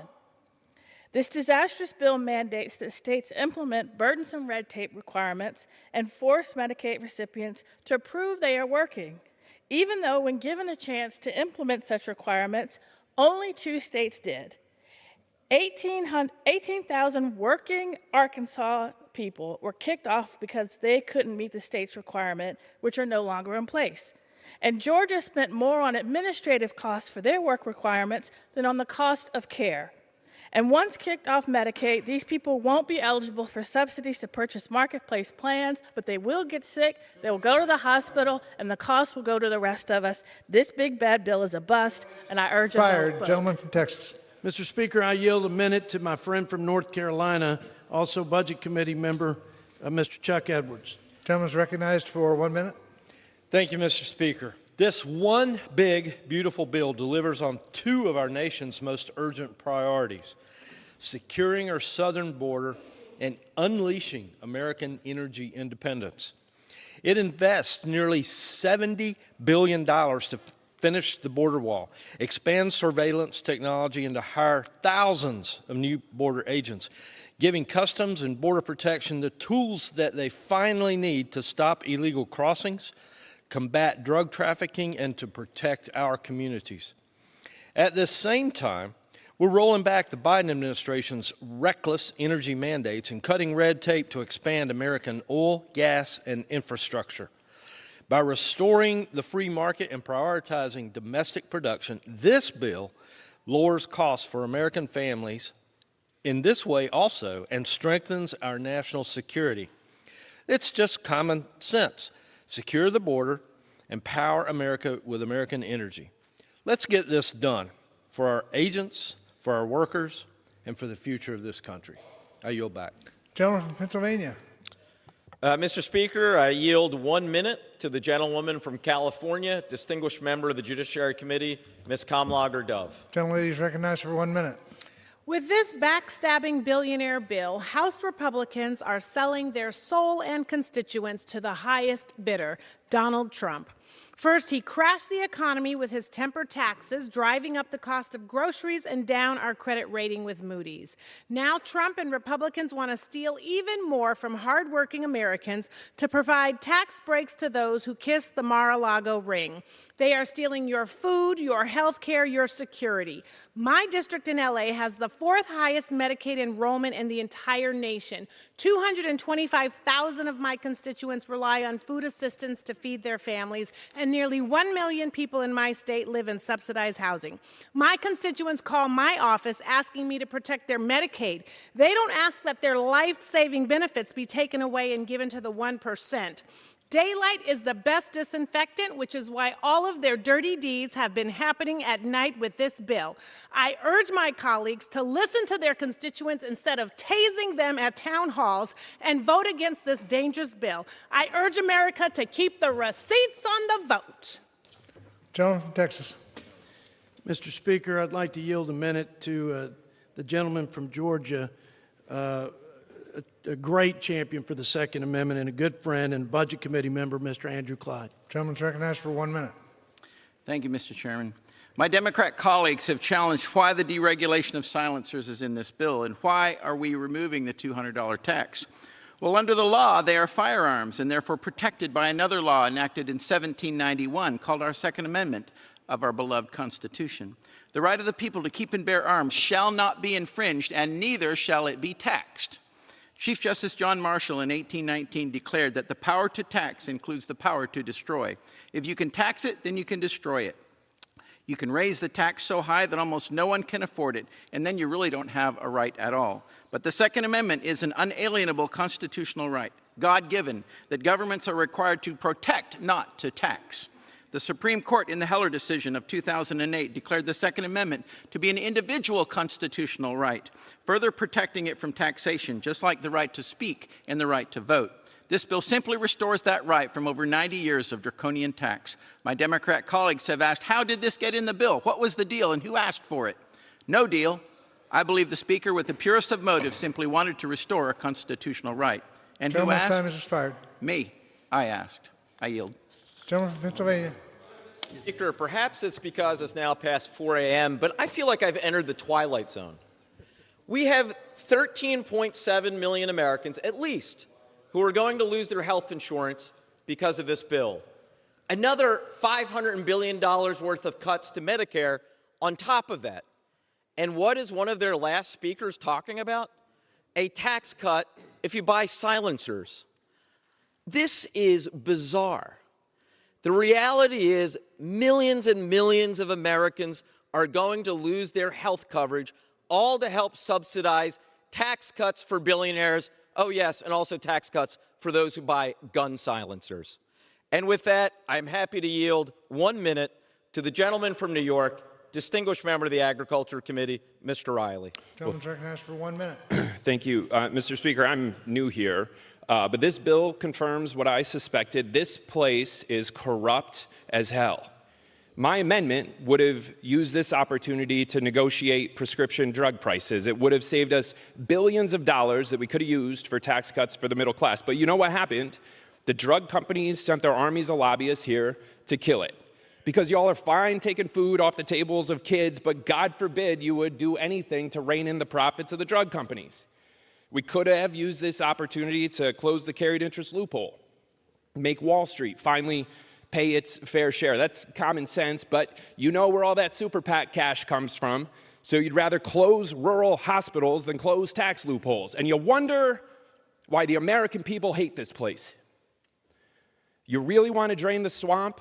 Start by killing this bill and working across the aisle to deliver real tax cuts for the middle class instead of your handlers. I yield back. Gentleman from Texas? I reserve, Mr. Gentleman reserved. Gentleman from Pennsylvania. Mr. Speaker, we're prepared to close on this side. Gentleman from Pennsylvania.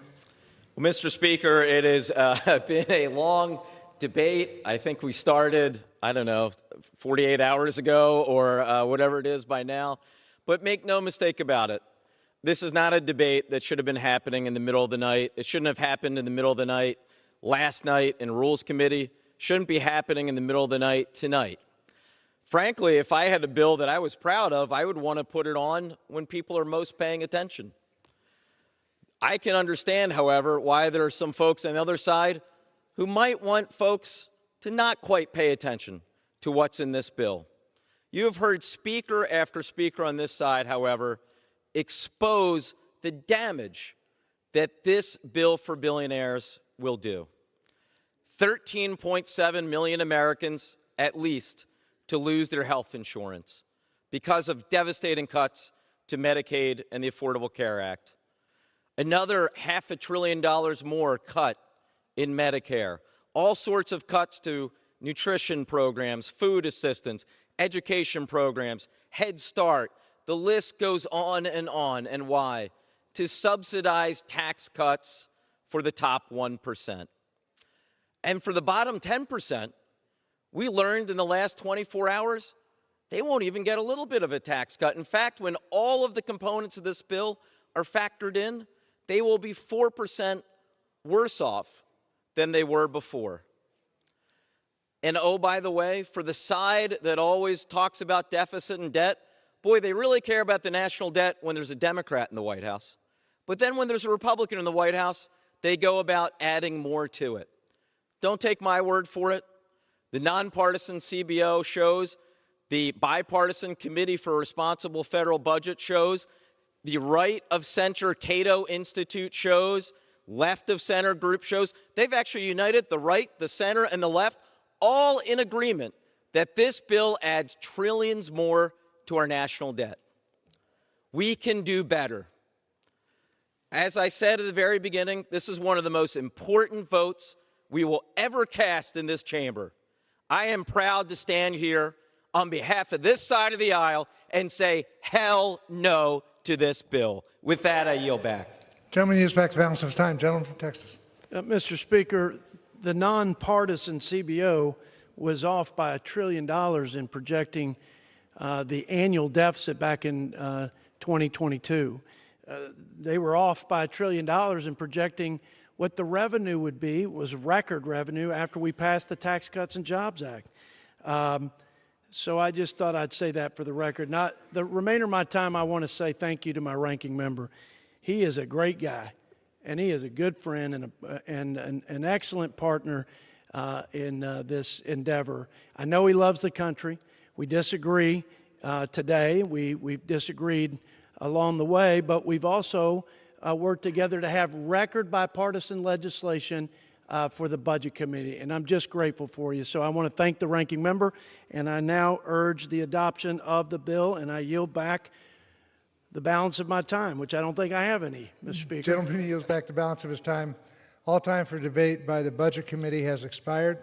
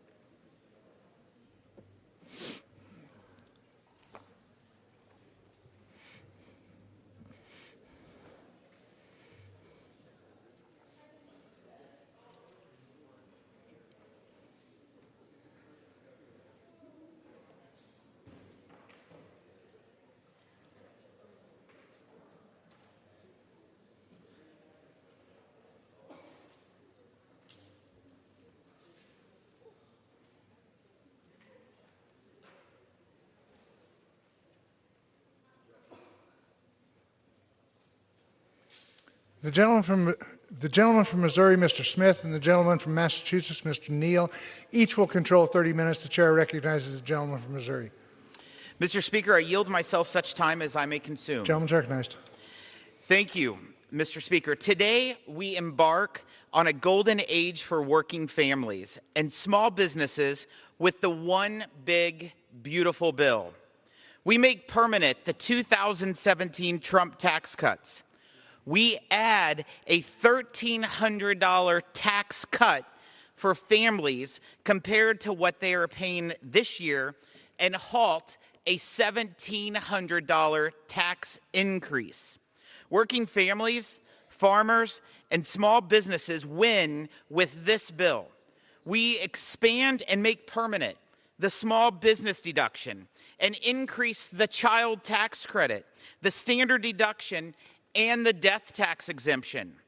President Trump promised no tax on tips, overtime pay, and car loan interest. Hard-working Americans working overtime get up to $1,750 more in their pocket under this bill.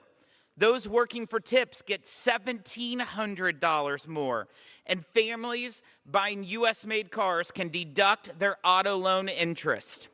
President Trump promised no taxes on Social Security, and in this bill, we deliver. Low and middle income seniors on Social Security will now have their tax liability erased with an increase in their standard deduction. Under this bill, if you build businesses here in America, you win. Not only do we renew incentives for domestic research and development, we do 100% immediate expensing and the deduction for interest expense. But we also deliver on President Trump's promise to revitalize American manufacturing with 100% expensing for new factories and improvements of existing facilities. Small and medium-sized manufacturers also win with greater tax benefits. We replace bad tax policy with good tax policy, ending Biden-era tax breaks and special interest giveaways to the wealthy and well-connected and China. We hold accountable woke elite universities and tax-exempt organizations that abuse their generous tax benefits.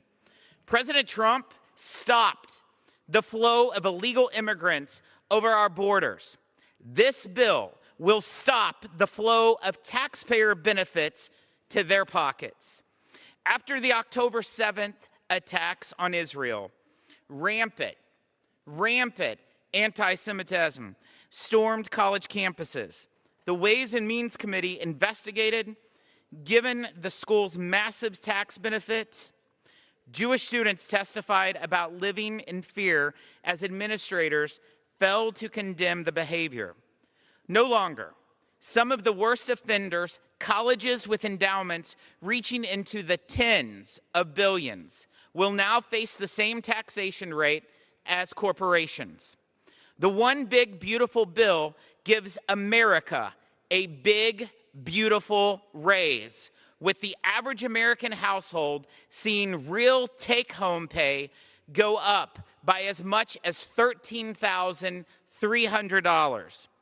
We will save or create 7.4 million jobs and 1 million new small business jobs annually, and unlock $1.5 trillion in additional small business economic growth, including $284 billion in growth just from manufacturing alone.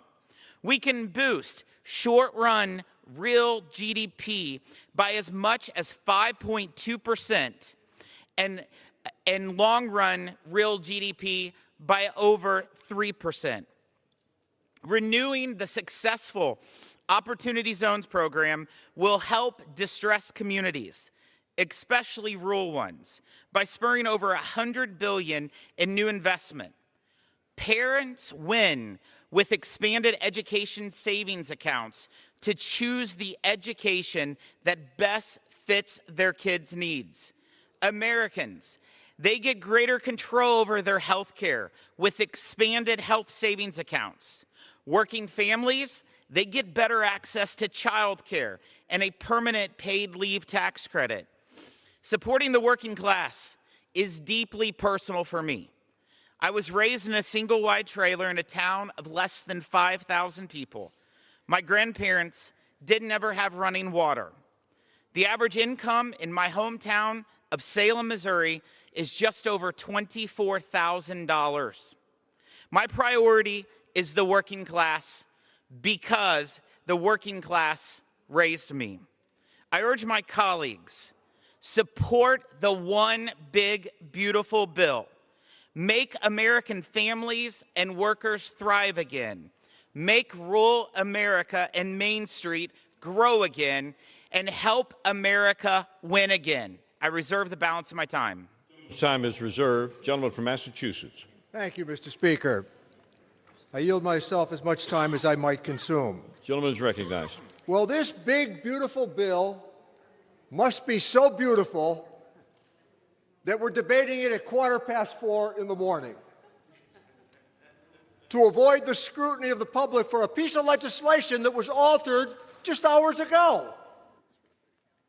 I would challenge some members on the other side to take an exam on what was added to this legislation before we have a chance to vet it.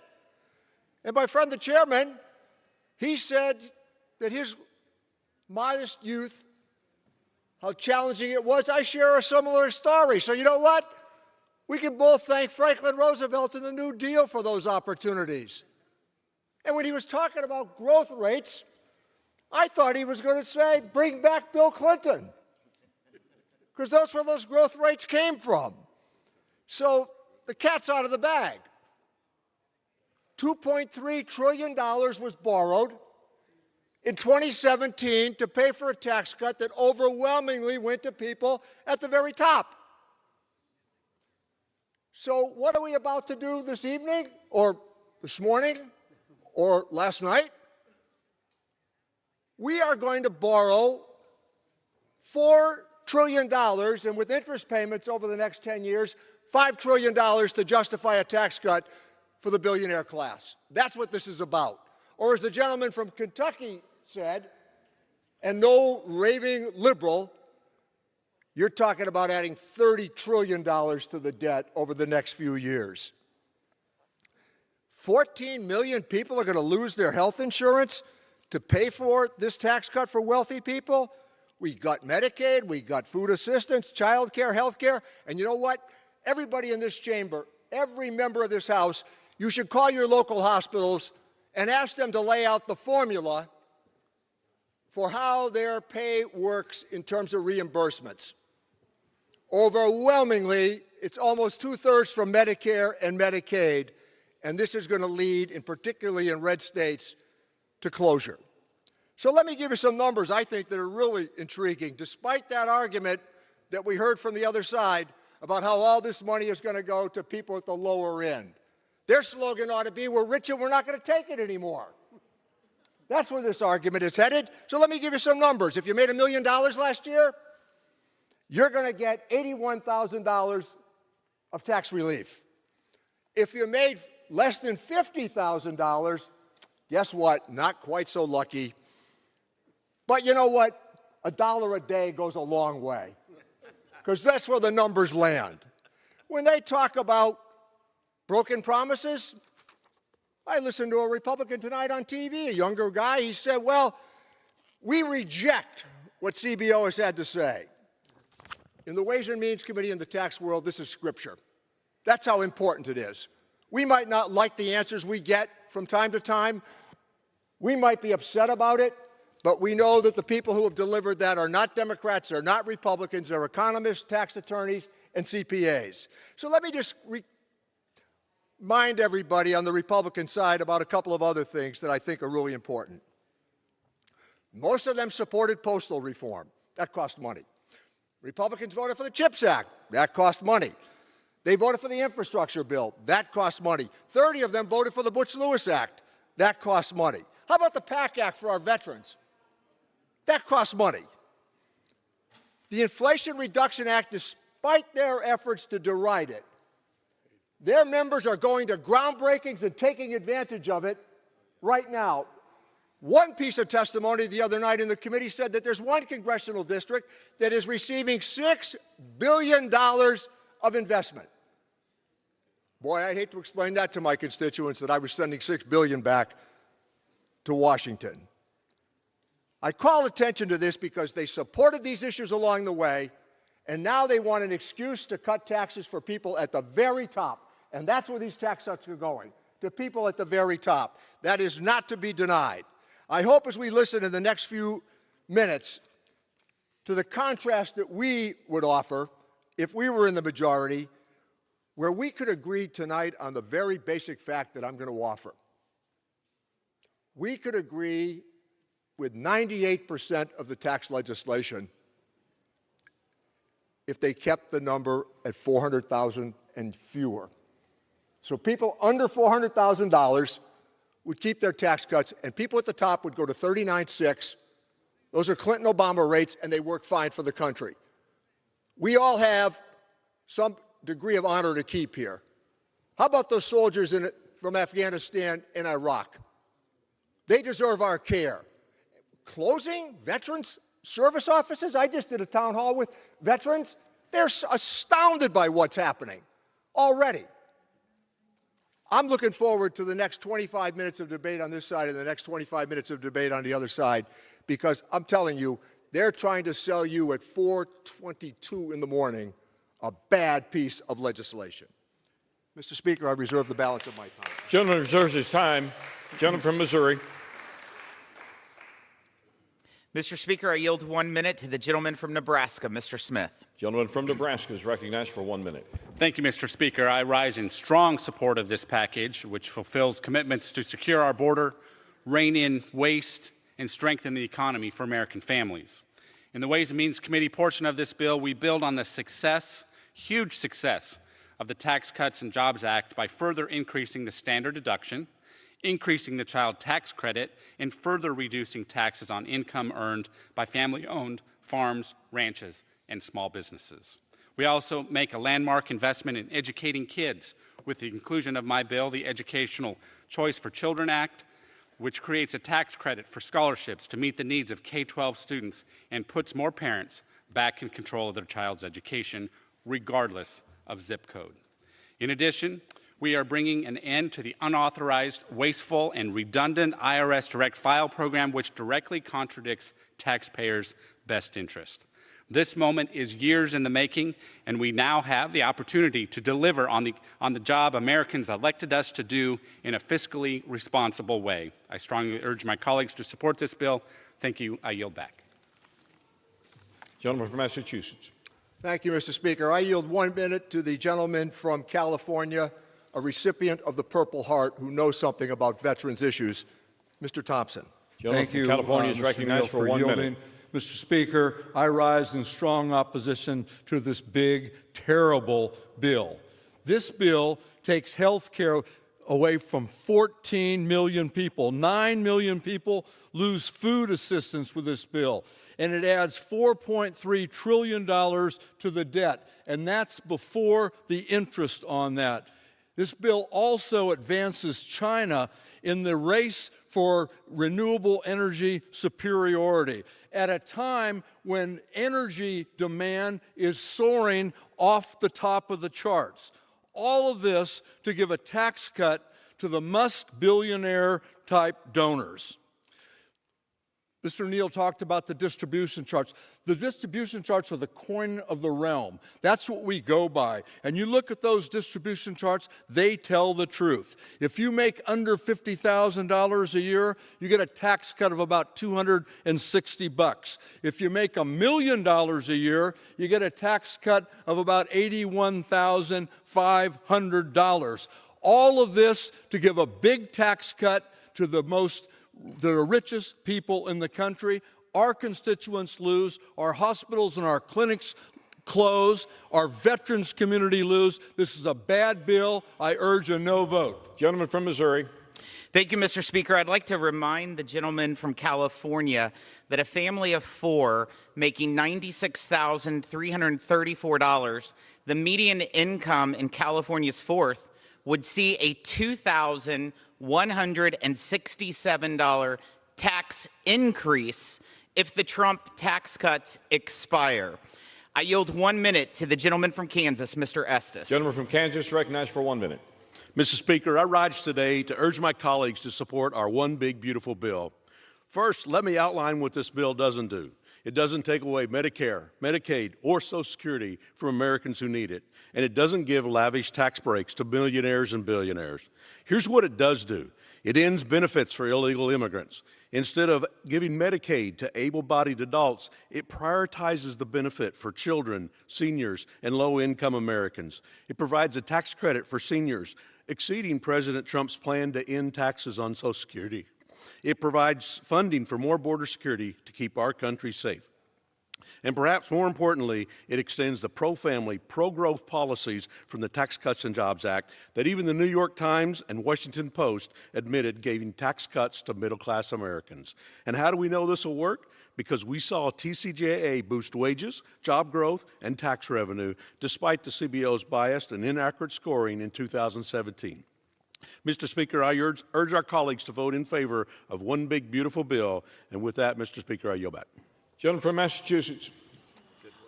I yield 2 minutes to the gentleman from New Jersey, Mr. Pallone. Gentleman from New Jersey is member of recognized Energy for 2 and minutes. Commerce. Thank you, Mr. Speaker. For months, President Trump and congressional Republicans have been promising that they would not cut Medicaid or Medicare. The reality is that Republicans are cutting both Medicaid and Medicare in this bill. They're essentially repealing parts of the Affordable Care Act, and this bill will destroy the health care system in this country, and it keeps getting worse with each GOP amendment.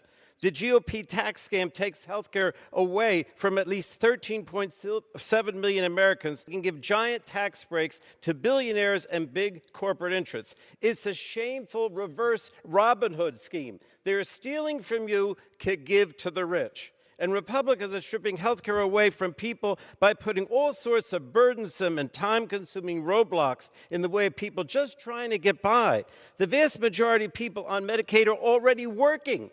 This is not about work. It's about burying people in so much paperwork that they fall behind and lose their health coverage. And if someone loses their health coverage through Medicaid, this GOP tax scam also bans them from getting coverage through the ACA marketplace. It's just one of the cruel ways that this bill basically repeals the ACA and makes it more difficult for people to get affordable health insurance. Now, I just want to say the Republican bill also makes it more difficult for states to finance their share of Medicaid costs by preventing them from implementing new provider taxes. This will be catastrophic for states as their health care needs change over time and will force them to either increase taxes on their residents or cut health care services. And for those of you who say it doesn't impact Medicare, the GOP tax scam will also cut Medicare. I repeat, Medicare. And it basically a $500 billion cut to Medicare because of the sequestration under the PAYGO. And the Medicare cuts will lead to reduced access to care for seniors, longer wait times for appointments, and increased costs.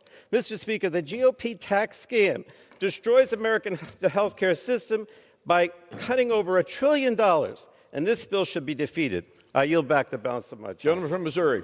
I yield 1 minute to the gentleman from Illinois, Mr. LaHood. Gentleman from Illinois is recognized for 1 minute. Thank you, Mr. Speaker. I rise in support of the One Big Beautiful Bill. For the past year, Republicans on the Ways and Means Committee have worked to craft tax policy legislation that delivers on our promises to the American people and will provide rocket fuel to our economy. By making President Trump's historic tax cuts permanent, expanding the child tax credit, expanding tax on tips and overtime pay, delivering tax relief for seniors, permanently expanding the small business deduction, and putting in place the research and development tax credit, and much more. The bottom line is H.R. 1 will give a vital boost for our families, workers, farmers, and businesses nationwide. I am proud to say that this package also includes language from my bipartisan legislation, the Affordable Housing Credit Improvement Act. I've heard from constituents and local leaders across Illinois' 16th congressional district that have expressed that a lack of available affordable housing is one of the most significant barriers to economic success in their communities and across the country. By expanding and improving the low-income housing tax credit H.R. 1 will jumpstart the development and construction of affordable housing nationwide and support the needs of our growing workforce. I urge my colleagues to support the bill, and I yield back. Gentleman from Massachusetts. Mr. Speaker, I want to yield 1 minute to the gentleman from Illinois whose work in the adoption space is a model for America, Mr. Davis. Gentleman from Illinois is recognized for 1 minute. Mr. Speaker, beauty is in the eye of the beholder. I behold no beauty in cutting and seeing cut the heart out of health care in America. I see no beauty in children not being able to take care of themselves because their parents don't have the resources.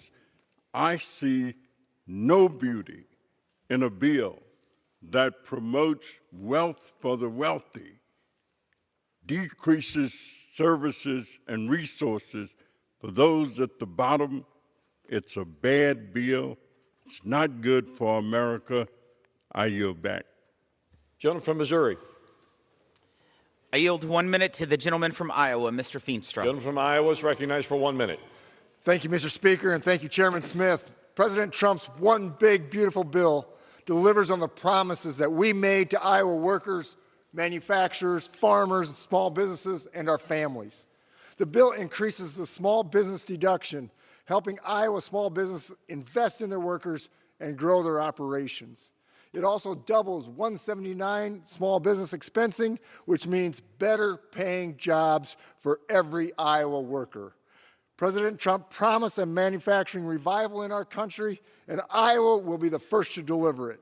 We restored R&D expensing and 100% bonus depreciation to rebuild domestic manufacturing, creating new jobs and bringing investment back to our country and back to our state. President Trump promised a strong economy, manufacturing dominance, and our big, beautiful bill delivers this for our country and for Iowans. Thank you, and thank you, Mr. President. I yield back. Gentleman from Massachusetts. Thank you, Mr. Speaker. I want to yield 1 minute to the gentlelady from California, Congresswoman Sanchez. The lady from California is recognized for 1 minute. The bill that we are debating this morning is an insult to every American who works for a living. American families are struggling. Under President Trump and Republican leadership, they've seen nothing but chaos. Prices for everyday necessities like food, clothing, diapers, and formula keep rising because of Trump's tariffs. Premiums for health insurance, car insurance, and housing are going up, making it harder to make ends meet. Americans are worried about their future. People are afraid about losing their jobs, their health care, student aid, and food assistance. And this bill brings that pain. Almost 14 million people will lose their health care coverage under this Republican bill. And for what? So billionaires can get even richer while the rest of us drown in debt. This is outrageous. Republicans are doling out tax cuts for the wealthiest while destroying the means of survival for hardworking families. This bill assaults those seeking the American dream by stealing tax benefits and services from working people who are paying taxes. It would deny the child credit to 2 million children who live in the United States. Here's an idea. How about you start working for the people that you represent, not your wealthy donors? Time has expired.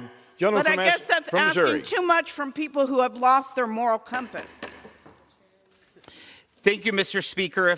If the Trump tax cuts expire, in the Congresswoman's district, 95,070 of California 38 families would see their household child tax credit slash in half. That is helping your constituents.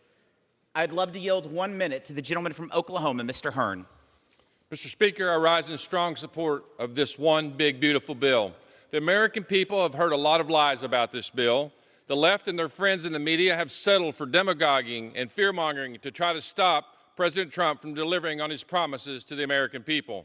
Fortunately for all of us, the bill that they conjured up just simply doesn't exist.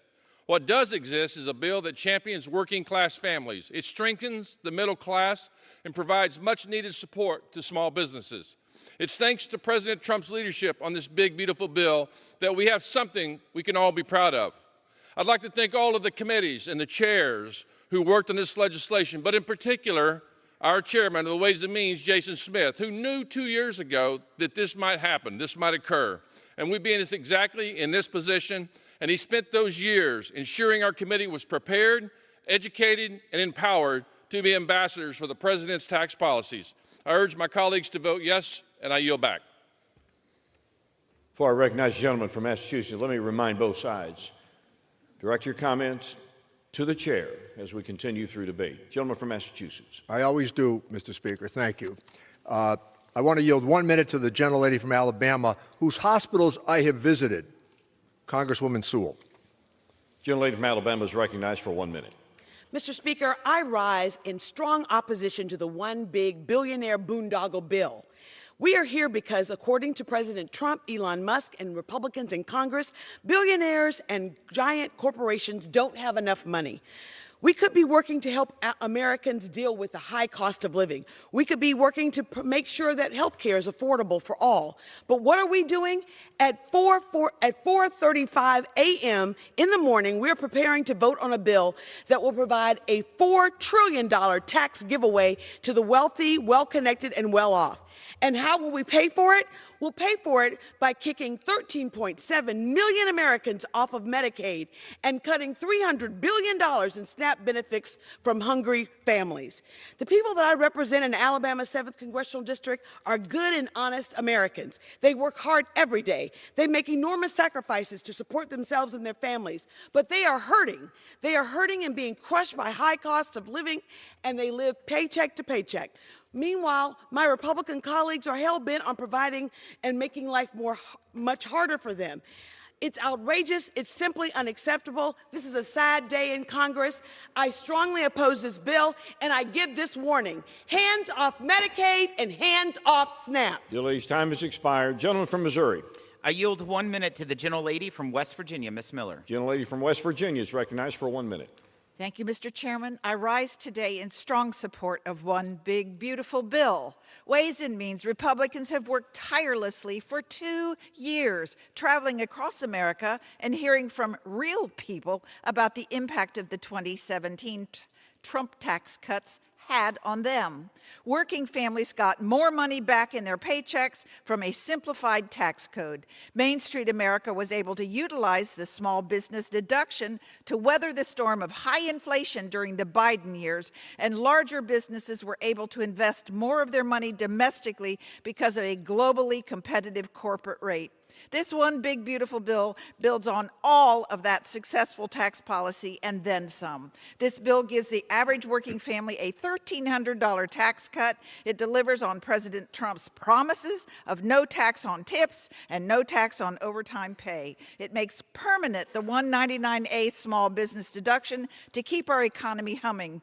It provides relief to gig workers by ending the Democrats' ridiculous $600 1099K reporting threshold and reverting back to the time-tested standard of 20,200 transactions. This legislation will undoubtedly make the life of the average American better. And thank you. I yield back.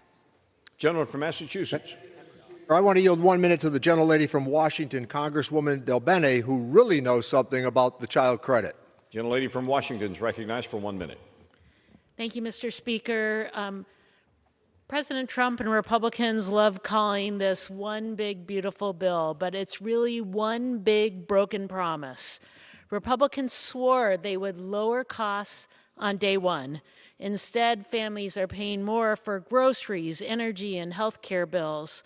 Republicans have spent months fighting over how many Americans they're going to kick off of Medicaid and how fast.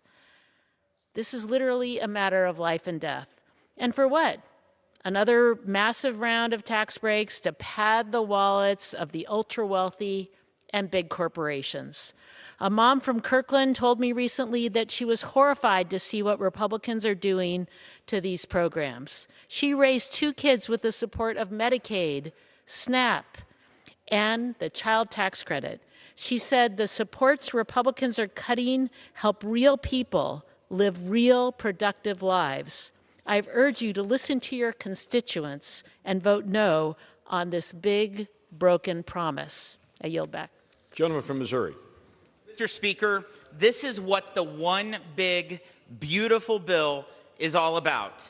This is what 77 million Americans voted for. Make the 2017 Trump tax cuts permanent. No tax on tips, no tax on overtime, no tax on car loan interest, and tax relief for seniors. The one big, beautiful bill puts money back in the pockets of the people who make this country run. President Trump promised a new golden age, and House Republicans are delivering on that promise. The American people, they're counting on Congress to get the job done. Let's pass this bill and let's deliver for American workers, farmers, families, and small businesses. I yield 1 minute and 15 seconds to the gentlelady from New York, Ms. Malliotakis. Gentlelady from New York is recognized for 1 minute and 15 seconds. Thank you, Mr. Speaker. In this bill, we are providing real tax relief for hardworking Americans, for middle-class families, for our senior citizens, not the billionaires like the Democrats claim. We increase the state and local tax deduction, the standard deduction, the child tax credit. The last two would be cut in half if we take no action today. We provide tax relief by including my legislation to provide a bonus deduction to reduce the taxes that our seniors pay on their Social Security income. We fulfill President Trump's commitment to eliminate taxes on tips and overtime, and we stop the return of the alternative minimum tax that crushed middle-class families. We allow Americans to fully deduct auto loan interest on their American-made vehicles, and we help young graduates with student loan debt get reimbursed by their employers tax-free. All of that is for working class, middle class, not billionaires. We also make sure that this bill keeps our borders secure and funds the deportation of criminal illegal immigrants, and we increase and strengthen domestic energy production and security, and we safeguard Medicaid for our seniors, for our disabled, for our children with disabilities, and we crack down on the fraudsters by targeting waste, fraud, and abuse. The Democrats can continue to fight for the fraudsters. They continue to fight for the illegal immigrants, but we're going to deliver for the working families, middle class, and senior citizens. Thank you, and I yield back. Gentleman from Massachusetts. Thank you, Mr. Speaker. I remind the gentlelady that the SALT deduction that we offered in our tax bill on a secret ballot would have gotten all the Republicans from New York and New Jersey and California. With that, I want to yield 1 minute to the gentlelady from Wisconsin, Congresswoman Moore, who nobody has ever walked away from saying, I think she's undecided. Gentlelady from Wisconsin is recognized for 1 minute. Thank you, Mr. Speaker. And I'll just say this, that the greatest trick that the devil plays is to convince you that it won't be you who he devours. It will be those others, those so-called illegals, those trans people, the welfare queens, and the boy in the basement who won't work. So you justify slashing hundreds of billions of dollars from Medicaid, undermining the ACA, cutting $500 billion in Medicare, adding trillions of dollars to the debt, facilitating the dismantling of care from hospitals, community health centers, nursing homes to finance billionaire tax cuts. And then the bell sounds and you screech. For whom does the bell toll? It tolls for thee. And Mr. Speaker, I will yield back, but I will not yield my soul. Do not vote for this bill. I yield 1 minute to the gentleman from Tennessee, Mr. Kustoff. Gentleman from Tennessee is recognized for 1 minute. Thank you, Mr. Speaker. And I rise today to speak in favor of the one big, beautiful bill.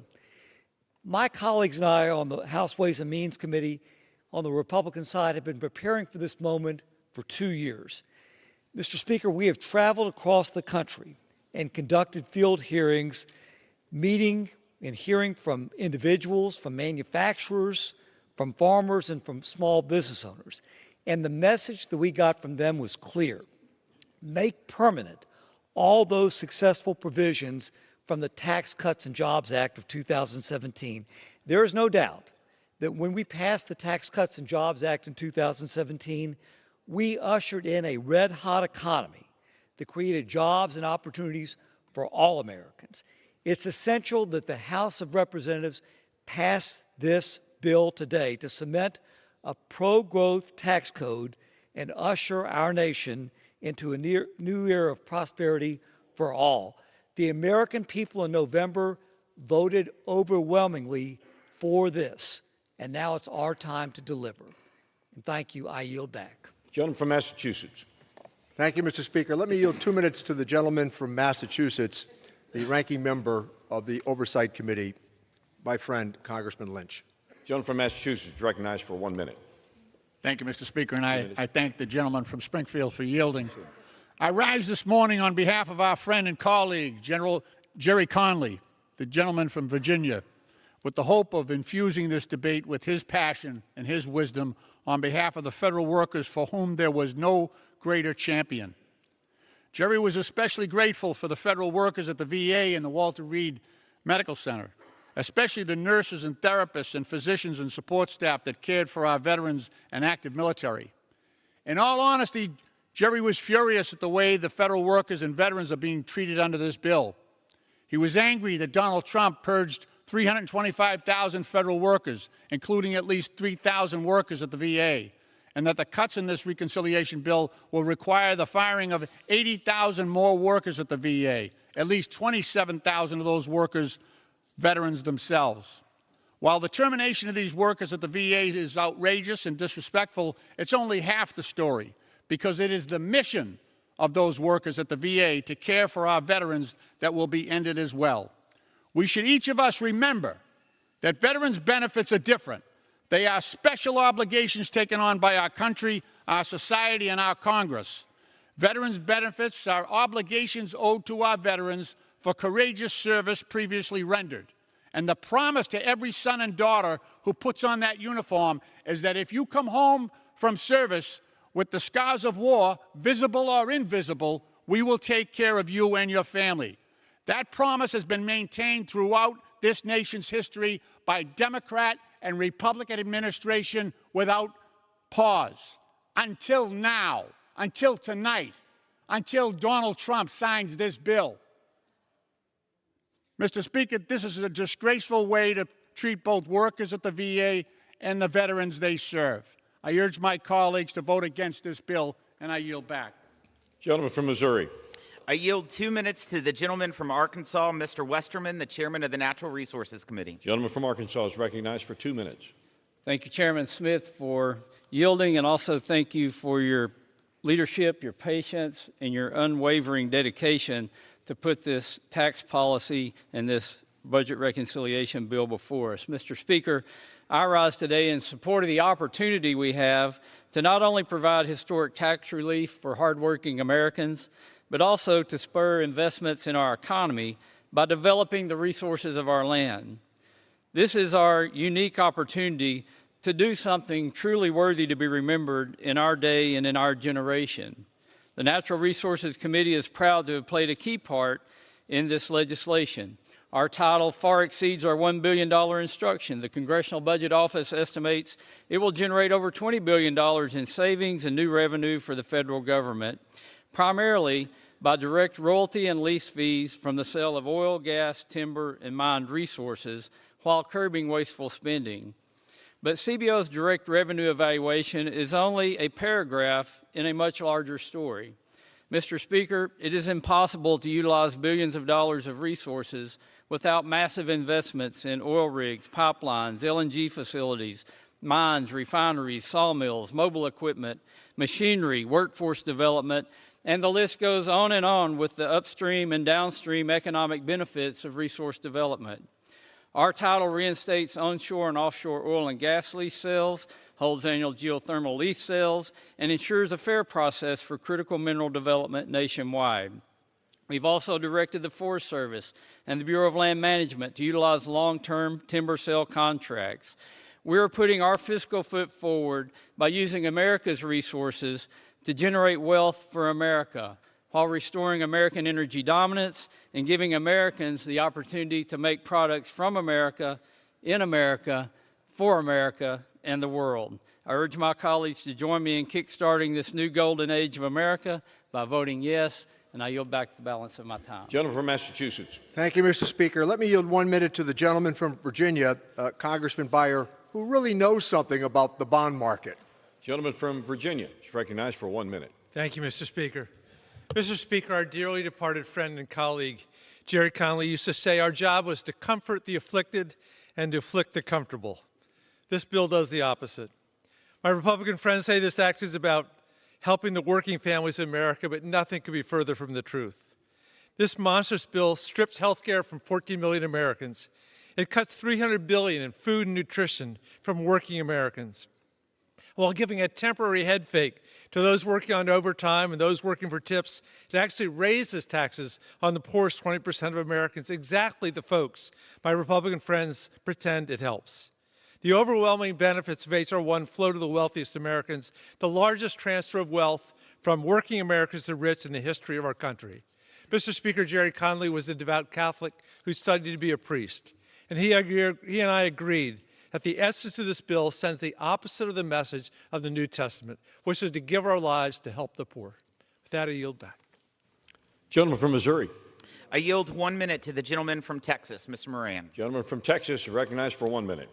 Mr. Speaker, today I rise in strong support of the One Big Beautiful Bill. This bill is our opportunity to deliver on the promises we made to the American people. It's our chance to put working families, small businesses, and communities back at the center of our economic future. In the 1st District of Texas, the median income is just $62,000. And if we fail to pass this bill, a family of 4 at that income level will see their taxes go up by over $1,100, a staggering 22% increase. That's not just a number, that's 6 weeks' worth of groceries. That's money that can be used to fix a truck, invest in a small business, or save for a child's future. But if we do pass this bill, we protect that $1,100 of hard-earned income. In fact, we protect every American's money.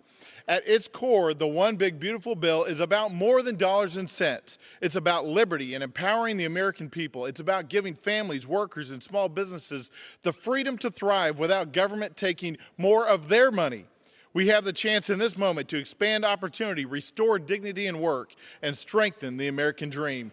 That's worth fighting for. Let us not fail in this task. Let us pass the One Big Beautiful Bill. I yield back. Gentleman from Massachusetts with 13 3/4 minutes remaining. Thank you, Mr. Speaker. I yield 1 minute to the very thoughtful gentleman from Illinois and a member of the Ways and Means Committee, Gentleman from Illinois is recognized for 1 minute. Thank you, Mr. Speaker. I rise in opposition to this bill and in support of America's working families, families who are trying to provide health care to feed their children, to secure their future. My Republican colleagues continue hiding under the cover of darkness as we sit here at almost 5 a.m. in the morning wrapping up. What are you trying to hide, I ask them. The largest cut ever to Medicaid, 14 million losing health care. The largest cut ever to fighting child hunger. Adding $5 trillion to the nation's debt, all to line the pockets of Trump's super-rich family and friends. Just yesterday, the nonpartisan Congressional Budget Office assessed that the bottom 10% of taxpayers will be poorer because of this bill, while the top 10% will get richer. Not only that, the CBO determined that the Republican plan to explode the deficit will trigger mandatory cuts to Medicare totaling $500 billion. My Republican colleagues are attempting to hide the truth of this bill because they know the pain it will inflict on American families. This is not one beautiful bill. It's one awful deal for the country. I urge my colleagues to oppose the bill. Stand up for your constituents who will be worse off if this bill passes. I yield back. Gentleman from Missouri with 11 3/4 minutes remaining. I yield 1 minute to the gentleman from Indiana, Mr. Yocum. Gentleman from Indiana is recognized for 1 minute. I thank the chairman. Mr. Speaker, I rise in strong support of the One Big Beautiful Bill. The pro-family, pro-worker, pro-growth bill before us. We keep hearing the same tired claims from my friends on the other side of the aisle about giveaways to the rich. They said the same things about the Tax Cuts and Jobs Act. But you know what? It wasn't true. Even the New York Times admitted that most payers got a tax cut, but many didn't believe it. Why? Quote, to a large degree, the gap between perception and reality on the tax cuts appears to flow from a sustained and misleading effort by liberal opponents. So I ask the American people, are you going to believe your bank accounts, or will you believe the same people who told you it was a racist conspiracy theory that COVID originated in a Wuhan lab, who censored Hunter Biden's laptop as Russian disinformation, who insisted that the former president was doing cartwheels in the Oval Office? Mr. Speaker, I urge my colleagues to support this bill, and I yield back. Gentleman from Massachusetts. Thank you. I might say that the former president was writing historic legislation in the Oval Office and at least signing the products that came from these committees. With that, let me yield 1 minute to the gentleman from California, a very important member of the Committee on Ways and Means, Congressman Panetta. Gentleman from California is recognized for 1 minute. This Republican partisan tax bill will be the largest self-inflicted wound on America's working families in our nation's history, with the largest cut in health care and food assistance to pay for the largest tax cuts for billionaires. Now, I get that this bill is about fulfilling the president's promises, but like the president, you can't rely on it for working families, as the bottom 10% would lose basic services so that the top 10% can increase their wealth. What's worse is that in order to pay for this bill, you're relying on not just the cuts, but fabricated economic growth numbers, ignoring costs of the TCJA, and hoping that there's revenues from tariffs. Yet even with all of that, you stick it to our children by adding trillions to our federal debt. Look, not only are our creditors and our allies losing faith in our nation, but Americans watching this tonight are losing faith in Congress. If we worked together, we could have helped working families bring down prices and bring down our national debt. Ultimately, we could have restored faith in this institution. Instead, I'm voting no on this partisan bill because it gives in to the president's politics, it breaks your promise to working families, and it gives up on our promise to the future of our children. Thank you, Mr. Speaker. Gentleman from Missouri. I yield 1 minute to the gentlelady from Texas, Ms. Van Dyne. Gentlelady from Texas is recognized for 1 minute. Thank you. Over the past 2 years, my colleagues and I on Ways and Means have traveled around the country listening to working families, to small business owners and job creators. North Texans have been very clear. They want relief, certainty, and a tax code that works for them, not against them. Last week, we delivered. The bill that we passed out of committee reflects the needs, the real needs of our communities, and the promises that we made to the American people. It is a strong, common-sense compromise that builds on the success of the 2017 Tax Cuts and Jobs Act. This bill expands the child tax credit, makes the small business deduction permanent, and boosts the standard deduction with a new enhancement for seniors. It restores immediate expensing for R&D and increases access to tax-free health savings accounts. In short, this one beautiful big bill stops the largest tax increase in American history and delivers historic tax relief instead. I look forward to its swift passage and to President Trump signing it into law. Gentleman from Massachusetts. Thank you, Mr. Speaker. I want to yield 1 minute to the distinguished gentleman from California, a valuable member of the Ways and Means Committee, Congressman Gomez. Gentleman from California is recognized for 1 minute. Thank you. Thank you, Richie. So let's get straight. This is one big bill, but it's a bill that steals Medicaid, it steals SNAP, it steals all the assistance from working people in order to give tax breaks to the billionaires in this country. If you're making less than $30,000 a year, you will pay $20 billion more in taxes over the 10-year period. If you make $50,000 a year, you have a 50-50 chance of seeing any kind of change in your taxes, while the billionaire establishment gets a cut of $270,000. This is the biggest transfer of wealth in our nation's history. It is literally stealing from the poor to give to the rich. And they want to talk about how they went around the country to listen. Well, they didn't listen very hard, because what they are doing, the Republicans, are hurting average working people. They're not helping when it comes to housing. They're not helping when it comes to childcare. They're not helping. And when they do talk about housing, it's 20,000 units a year for 10 years. That's a drop in the bucket. So we need our Republican colleagues to actually do something besides the cheap talk and the theatrics of going around the town, but only listening to the billionaires in the end of the day. Thank you. Gentleman's time has expired. Gentleman from Missouri. Mr. Speaker, if the Trump tax cuts were to expire in Mr. Gomez's district, a family of four making $62,008, the median income in California's 34th district, would see a $1,139 tax increase if the Trump tax cuts expire. I yield 1 minute to the gentleman from Florida, Mr. Bean. Gentleman from Florida is recognized for 1 minute. Mr. Speaker, it's a scary time to be a taxpayer in the United States or those that own a small business. Both are facing a tsunami of tax increases, the largest in U.S. history. But, Mr. Speaker, I've got good news. Help is on the way. The one big, beautiful bill is real tax relief for real Americans. It's for those that are paid in tips, hourly workers that are working overtime, for families and seniors who've been struggling under the weight of inflation, and it's for the 91% of Americans who use the standard deduction. The bill expands the child tax credit. It secures our border, enhances education and health savings options. It unleashes American energy. It will encourage production on U.S. soil. Made in America will mean something once more. So buckle up, America, and put your seat in the upright position, because with the passage of this bill, the golden age of America is ready for takeoff. Mr. Speaker, I yield back. Gentleman from Massachusetts. Mr. Speaker, might I inquire as to the time remaining on both sides? Gentleman from Massachusetts has 10.5 minutes remaining. Gentleman from Missouri has 8.5 minutes remaining. With that, let me yield 1 minute to the gentleman from Nevada, who is a terrific advocate for the people of his constituency. Gentleman from Nevada is recognized for 1 minute. Thank you, Mr. Speaker, and to the chairman. This is no way to govern. In the dead of the night, congressional Republicans are passing this partisan, big, ugly bill for billionaires. Who are you here to serve? Billionaires or the constituents that elected you to bring down costs and to make life more affordable?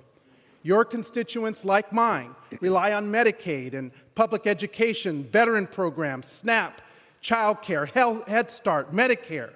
But yet Republicans claim to be for working people, and yet the meager tax relief that middle-class workers and families receive under your plan, about $1 a day, are temporary.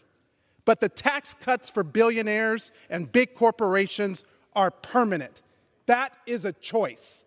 I'm for permanent tax cuts for moms and dads, for small business owners. Who are you here to serve? The GOP budget cuts from the masses to give to the few, to billionaires who barely pay taxes to begin with. I know who I'm here to serve, the 750,000 people who elected me from Nevada, and I'll continue to fight for them to make their lives better, not worse. I urge my colleagues to stand with your constituents and against the billionaires. From Missouri.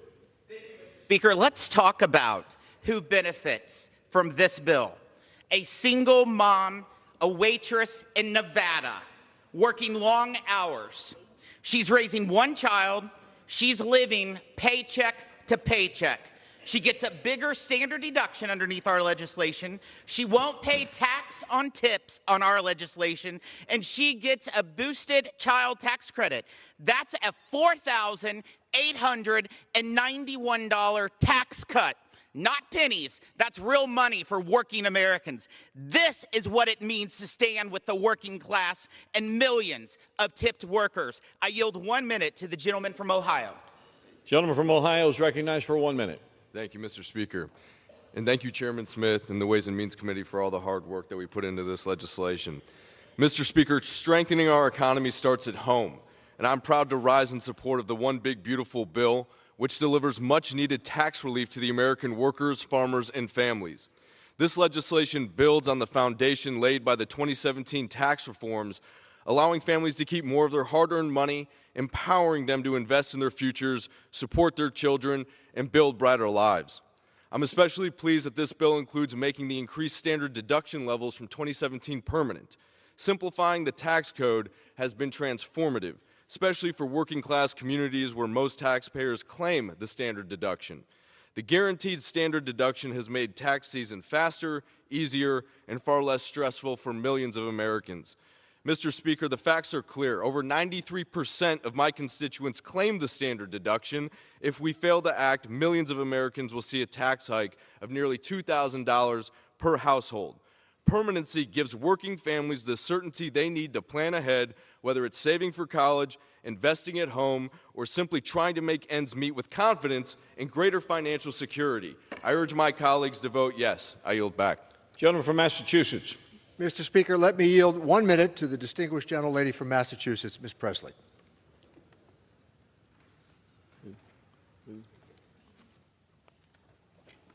Massachusetts is recognized for 1 minute. Thank you, Mr. Speaker. I rise in vigorous opposition to this bill that is callous and cruel and clueless about what the American people are dealing with. This bill, if passed, we're talking about generations of harm, lives lost because of defunded cancer research, pregnant mothers denied essential health care, school lunch programs gutted, our babies hungry, and for what?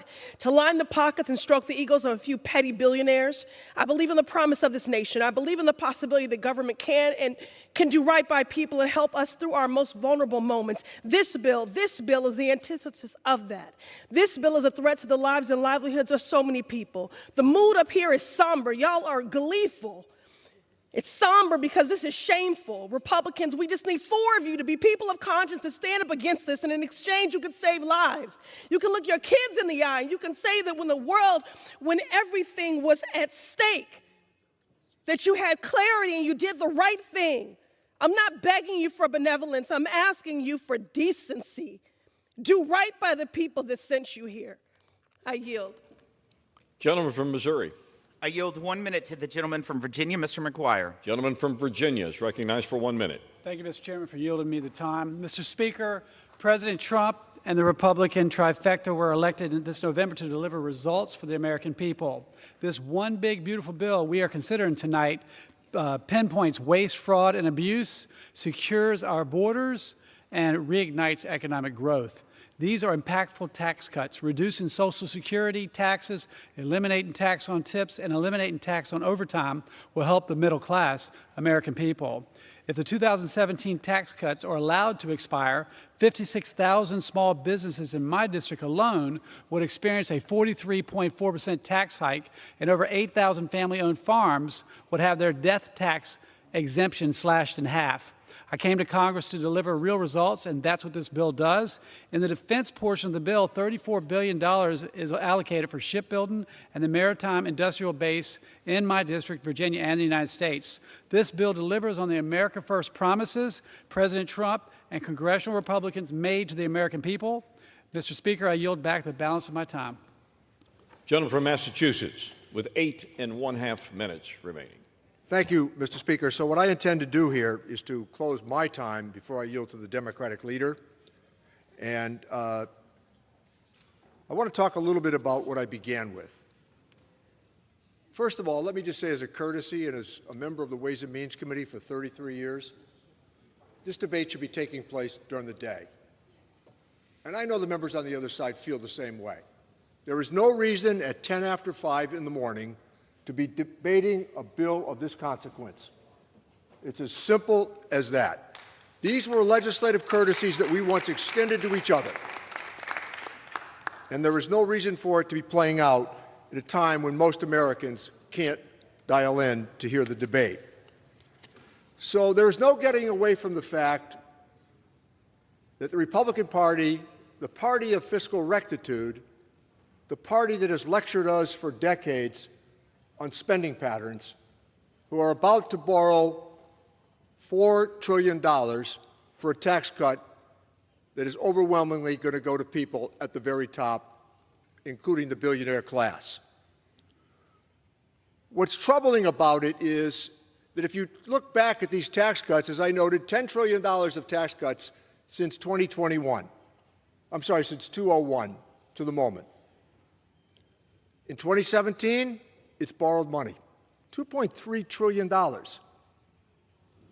This is $4 trillion, and when you get done paying the interest on it over the next 5 years, as the bond market reminded us again today, it's closer to $5 trillion.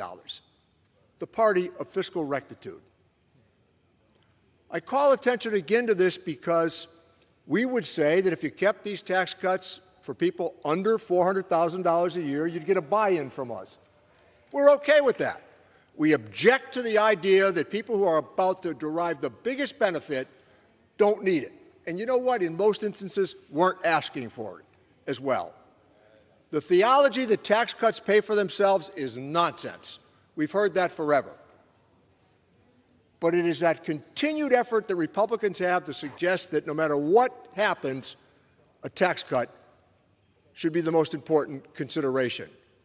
2 wars, Iraq and Afghanistan, and 2 tax cuts during those years? The collapse of Wall Street during those years of $2.3 trillion of tax cuts? Ronald Reagan had the good sense when he found out what the tax cuts meant against spending cuts, he reversed the position during that time. But the current Republican Party subscribes to this notion that you can be for infrastructure, you can take defense spending now that's headed over $1 trillion. You can vote for the infrastructure bill. You can vote for the CHIPS Act. You can vote for postal reform. And yes, 30 members voted on that side for the Butch-Lewis Act. You can do all of these things and simultaneously cut taxes. No, you can't. And we know that. We're in a position to argue, I think, with great force for the American people, because I know what happened. For all their talk about what happened in the tax cut of 2017, we easily won the House the next year. The American people don't buy this because they know where these tax cuts are going and intended to help people at the top when it is really the people at the bottom and then the middle who need help. So hospitals are going to close, children are going to go hungry, health care is going to be denied, but the billionaire class is going to pick up a considerable number of dollars. And again, the number that I cited earlier, if you make $1 million, you pick up $90,000 additional dollars. It's almost 10%. And if you make under $50,000, Mr. Speaker, you're getting $1 a day? That's what this tax package means? Defeat this bill, send it back to the Ways and Means Committee, compel the committee to negotiate, and we'd come up with a plan where the middle class would get the tax cuts, and then we would address subsequently the debt that is plaguing this nation. This legislation will take us to $40 trillion worth of debt. And they're going to lecture us on debt. It's the old story. On Monday, they blame us for debt, and on Tuesday, they add $4 trillion to it. So I'm going to reserve what I have left of time. I'm finished. But I will yield at the appropriate moment to the Democratic leader. Thank you, Mr. Speaker. Thank you for the fair manner in which you did this as well. Gentleman reserves his time. Gentleman from Missouri. I yield 30 seconds to the gentleman from New York, Mr. Lawler. Gentleman from New York is recognized for 30 seconds. Mr. Speaker, when I ran for Congress, I said I would never support a tax bill that did not adequately lift the cap on salt. This bill does that. It increases the cap on salt by 300%. And I would remind my Democratic colleagues, when they had full control in Washington, they lifted the cap on salt by exactly $0. Zilch, zip, nada. Not $1 of increase in tax relief for hardworking New Yorkers. So to all my New York colleagues on the other side of the aisle, before you speak out and say that you don't support a 300% increase on the cap on salt, the fact is that this bill adequately addresses the cap on salt and provides tax relief to hardworking middle-class families. Gentleman's time has expired. Gentleman from Massachusetts. I had not intended to rebut, Mr. Speaker. However, our tax bill had an $80,000 cap on salt, and it passed the House of Representatives. Gentleman. I reserve my time. Gentleman's time is reserved. Gentleman from Missouri. Never became law. Gentleman from Missouri. I yield 1 minute to the gentleman from Georgia, Mr. Collins. Stand by. House will be in order. How many minutes? For him. No. Gentleman from Georgia is recognized for 1 minute. Thank you, Mr. Speaker. You know, as a small businessman who started his business career under H.W. Bush and operated that business all the way through all the administrations up to and including the Biden administration, I can unequivocally say that the Trump tax policies and the Trump administration was the best for small business, period. That's why I joined the majority of the Americans across this country to vote to make those Trump policies permanent. You see, it doesn't matter. If you have 2 college degrees, no college degrees, brown, black, white, Trump's policies lifted all boats. That's why I encourage my colleagues to join me, pass this bill, and vote for Main Street. Thank you, and I yield back. Gentleman from Massachusetts. I reserve, Mr. Chairman. Gentleman, time is reserved. Gentleman from Missouri. Thank you, Mr. Speaker. I yield 1 minute to the gentleman from Louisiana, Leader Scalise. Gentleman from Louisiana is recognized for 1 minute. Well, thank you, Mr. Speaker, and I want to thank my friend from Missouri for his leadership in getting us to this point. So many other chairmen will talk about that too, but I want to rise in strong support, Mr. Speaker, of this one big, beautiful bill. This bill that's going to deliver on so many promises that the American people asked us to do for them. You know, we have elections in this country, and we had an election that had a lot of crystal clear messages sent in November. And we had a contrast, maybe one of the sharpest contrasts between 2 candidates for president. And if you read this bill, and maybe some of my friends on the other side haven't read it by some of the comments they've made, because you would think it's 2017 all over again when you listen to the things that they said, the same things they're saying tonight that they said in 2017, none of which turned out to be reality. And so they had an opportunity to make their case for raising taxes on the American people. In fact, their candidate for president was for a lot of the same things they're for tonight.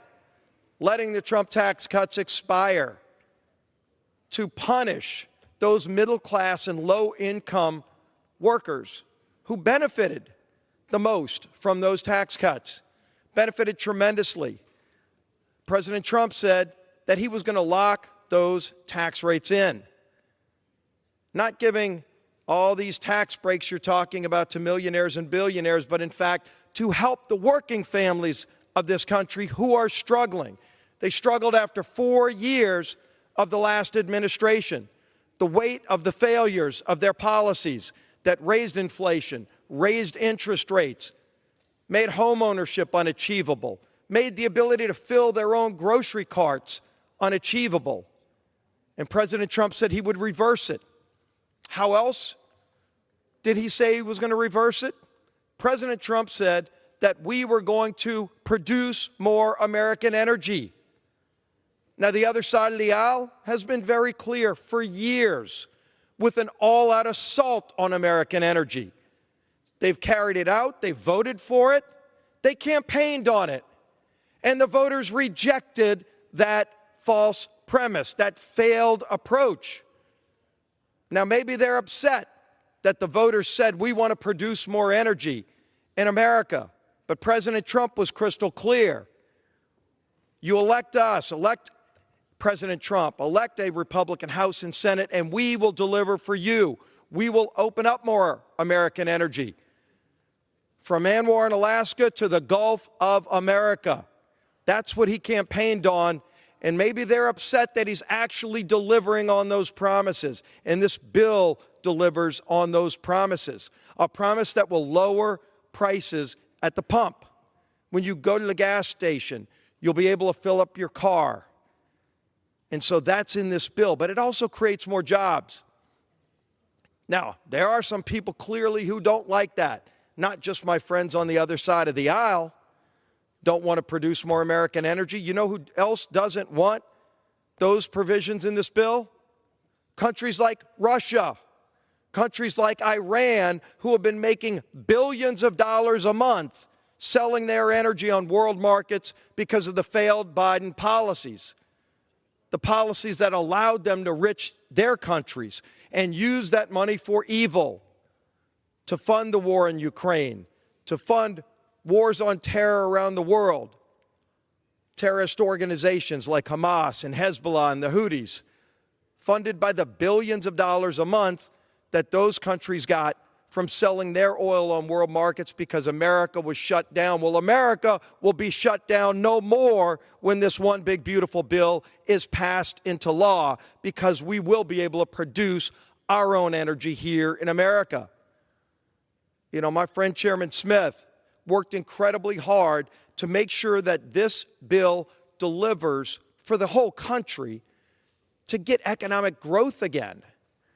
You will see an American renaissance, a golden age in this country that we haven't seen in generations. Why would people vote against that? Who knows? Who knows? I mean, the press talks about the other side being a party in disarray, and maybe you're seeing on display right now why, when they are vocally opposed to these kind of policies that'll get the country back on track. Why do they say tax cuts for the millionaires, and the billionaires, when they know it's not true? I'll tell you why, Mr. Speaker. Because not only do they know that's not the case, but they know who benefits the most from this bill.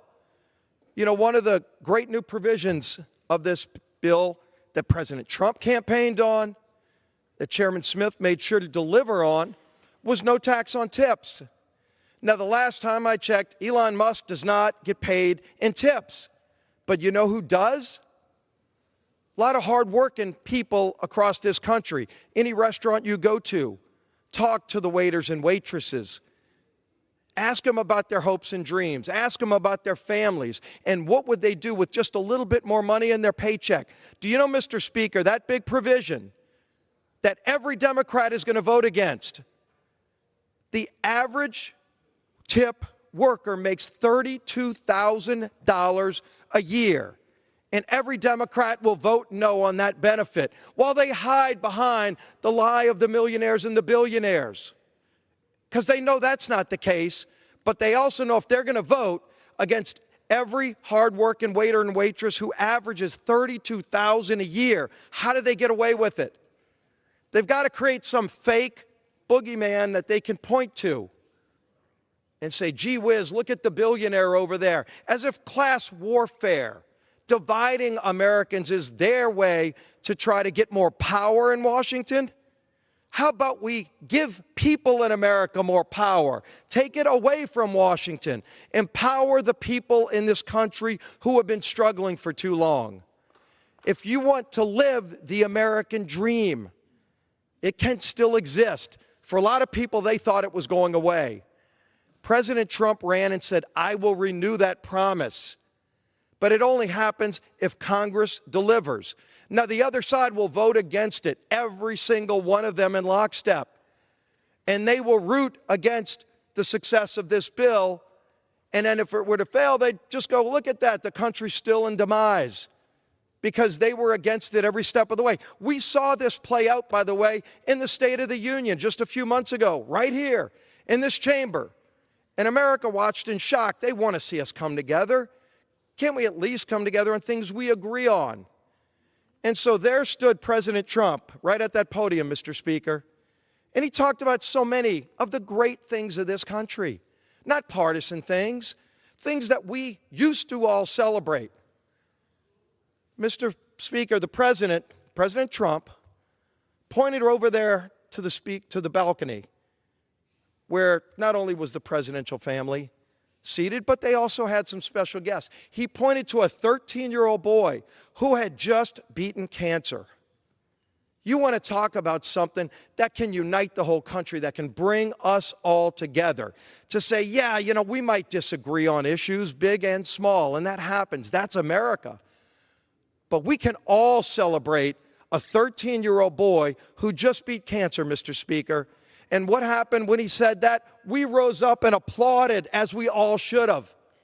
But what else happened? The other side sat there, sat down, grumpy, angry. I don't know why. I wouldn't even say, Mr. Speaker, the House is not in order, Mr. Speaker. House will be in order. Mr. Speaker, I wouldn't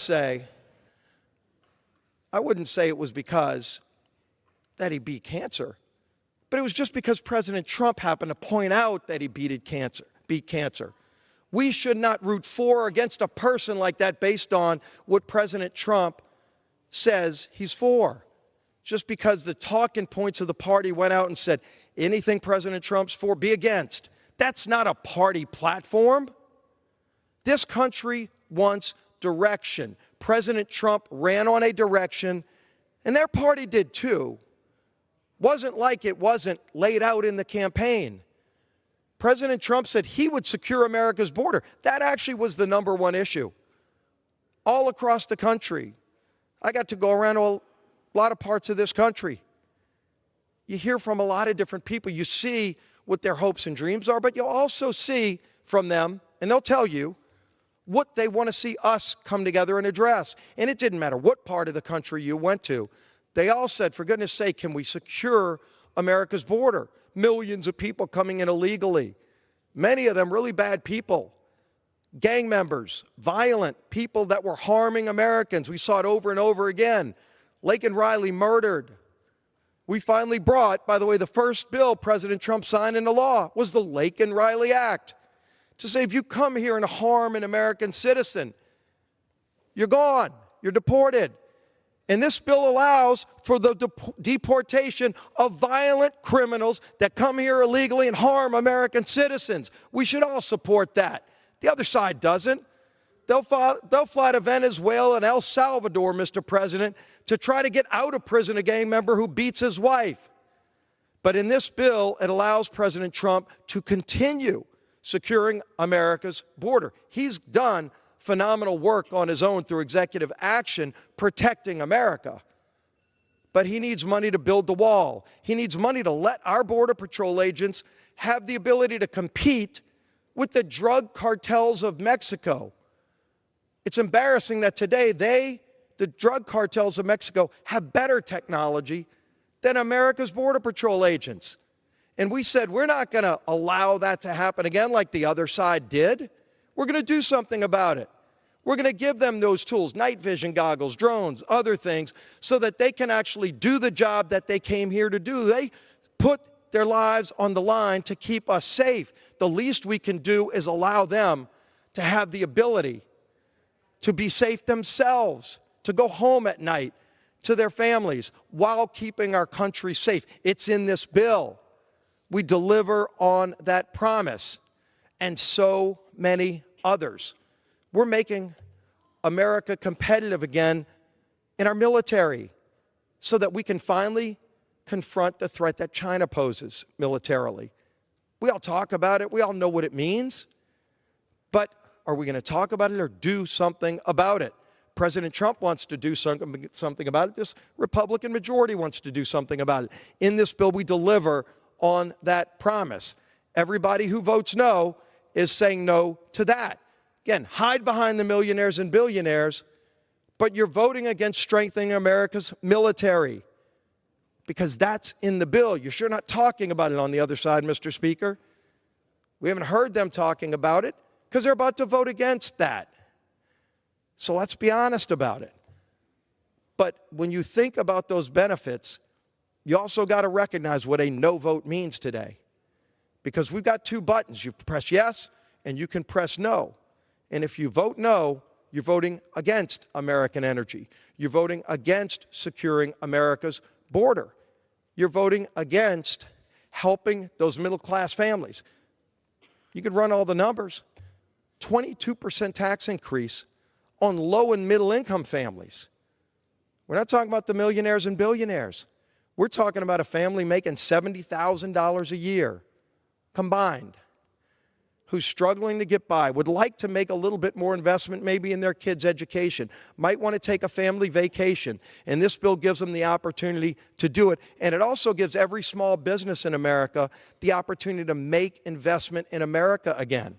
199A provision that's locked in permanently so there's no uncertainty, so we can grow more jobs in America. That's a good thing. It's a good thing for a lot of us here. That's what a yes vote gets. A no vote tells every small business in America that they will be at a competitive disadvantage with the big corporations.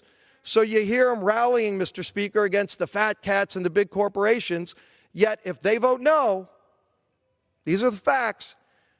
The big corporations, the global companies get a 21% rate, and your local small business would end up with a 43% rate. More than double. They would be non-competitive, your local small businesses, with the big corporations. We said that's not fair. We want to allow our small businesses to compete on a global stage with the big national corporations. And we do that in this bill. A no vote doesn't do that. And yes, we root out waste, fraud, and abuse, Mr. Speaker. Waste, fraud, and abuse so that vital programs in America actually work better for the people who deserve them. Why would somebody come up here and defend hundreds of billions of dollars of waste, fraud, and abuse in Washington when hardworking families are barely struggling to get by and pay their taxes and are infuriated when they find out some of the waste that's going on up here and saying, when is somebody going to finally do something about the fraud so that I feel comfortable that if I'm funding my government, it's going to go to help the people who deserve it and not some 35-year-old kid who's fully able-bodied who's sitting in his mom's basement playing video games, getting over $40,000 in taxpayer-funded benefits while you're working 2 jobs, while the waiter or waitress averaging $32,000 a year is struggling to get by. We help them. That's who we're helping, those families who are struggling, and we will get this economy moving again. You can vote yes or you can vote no. I wish everybody would vote no. A yes vote gets America's economy moving again, allows President Trump to continue fighting for the hardworking families who elected him all across this country. Every swing state, majority of the American population want this kind of relief. So we're going to keep moving forward, Mr. Speaker. We're going to deliver for those families who deserve this help, who want to see America come back. And they know America can come back, but they know America's been held back for the last 4 years. The same people who have been telling you that President Biden's health was just fine are now telling you all these other things about millionaires and billionaires. We're going to get this right. This bill finally starts to right the ship of state. We all should come together and do that, Mr. Speaker. We've got so many great people who have worked so hard to get to this point, and we're still at the early stages. Let's send this bill over to the Senate, give them the opportunity to have their say as well. But ultimately, let's go deliver. Let's go deliver for that single mom who's working the night shift at a diner right now, who's going to have more money in her pocket because of this bill, who's maybe going to be able to send her kid to college because of this bill. We're going to deliver for those families. You could say yes or no. America's absolutely watching. America went to the polls in November and said, we want and are calling on Congress to provide this relief. We ran and said, we'll do something about it and we'll fix it. And we're actually following through, Mr. Speaker, on that promise made to the American people. President Trump is leading the way. President Trump is going to turn this country around, and this bill gives him the tools to do just that. I urge everybody to vote yes. I yield back the balance of my time. Gentleman from Massachusetts. Thank you, Mr. Speaker. Let me say to my friend, the majority leader, everybody on this side was cheering for the success of that young man defeating cancer. The way we're going to defeat cancer is not to cut NIH.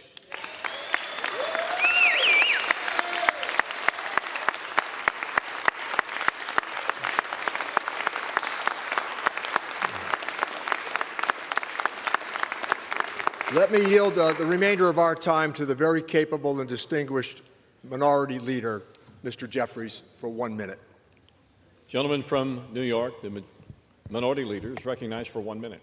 Thank you, Mr. Speaker. Let me also thank the distinguished gentleman from the Commonwealth of Massachusetts who's done a tremendous job leading the Ways and Means Committee on our side, Congressman Richie Neal. I also want to thank Ranking Member Brendan Boyle, Ranking Member Jim McGovern, all of the members of the Ways and Means Committee, the Budget Committee, the Rules Committee, every single member of the House Democratic Caucus who have stood on this floor, stood before the Rules Committee, participated in markups on behalf of the American people, in defense of the American people. Mr. Speaker, I rise today in strong opposition to this reckless, regressive, and reprehensible GOP tax scam.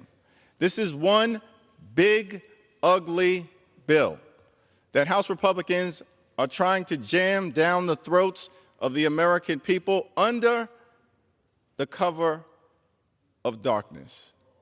This legislation will not make life better for the American people. The GOP tax scam represents an assault on the economy, an assault on health care, an assault on nutritional assistance, an assault on tax fairness, and an assault on fiscal responsibility. There are more than 100 other reasons to vote against this one big, ugly bill that can be found by reading this more than 1,000-page document. Those reasons are too numerous to mention, but this legislation also undermines reproductive freedom, undermines the progress that we have made in combating the climate crisis, undermines gun safety, undermines the rule of law and the independence of the federal judiciary. It even undermines the ability of hard-working and law-abiding immigrant families to provide remittances to their loved ones who may just happen to live abroad. There are more than 100 different reasons to vote against the GOP tax scam. And in the days, in the weeks, in the months to come, all of those reasons will be exposed for the American people in each and every one of your districts. But this bill represents a failed promise. Last year, Donald Trump and House Republicans spent all of their time talking about their promise to lower the high cost of living in the United States of America. In fact, Donald Trump and Republicans promised that costs would go down on day one. We're now more than 120 days past the inauguration. Costs aren't going down, they're going up. Inflation is out of control. Insurance rates remain stubbornly high. Our Moody's rating, our credit rating, has been downgraded. And you've got people losing confidence in this economy. Republicans are crashing this economy in real time and driving us toward a recession. But beyond that, costs are actually going up. The trade war that Donald Trump has recklessly launched, his tariff scheme, will raise the cost of goods and groceries and gas for everyday Americans, the Americans that you claimed you were going to help, but the Americans that you are clearly hurting. You've destabilized the business environment. Small businesses are at risk of closing. Farmers, small family farmers, are in distress. Businesses can't invest. People are not hiring. You are actively crashing the economy, driving America toward a recession. You promise to lower costs on day one. Costs aren't going down, they are going up. Now, as House Democrats, we believe that we have to build an affordable economy for hardworking American taxpayers. We're committed to lowering housing costs and grocery costs and insurance costs and child care costs and utility costs. America, the wealthiest country in the history of the world, there are far too many people living paycheck to paycheck, struggling to make ends meet. Here in this country, no American should find themselves in that situation. And you promised that you would do something about it. But things are not getting better, they are getting worse. We could have partnered together to try to find a bipartisan path toward building an affordable economy for hardworking American taxpayers. But you chose to go it alone, to try to drive your extreme right-wing policies down the throats of the American people. And that's what this one big, ugly bill represents. Not simply a broken promise as it relates to your failures on the economy, and despite the gentleman from Louisiana trying to articulate all of the so-called successes that have taken place, we know that this presidency has already been a failure, filled with crisis and chaos, cruelty, and corruption.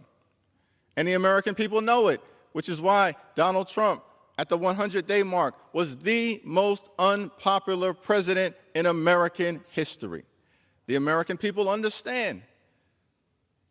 It's unfolding right before their eyes, no matter what kind of MAGA spin you try to put on the situation.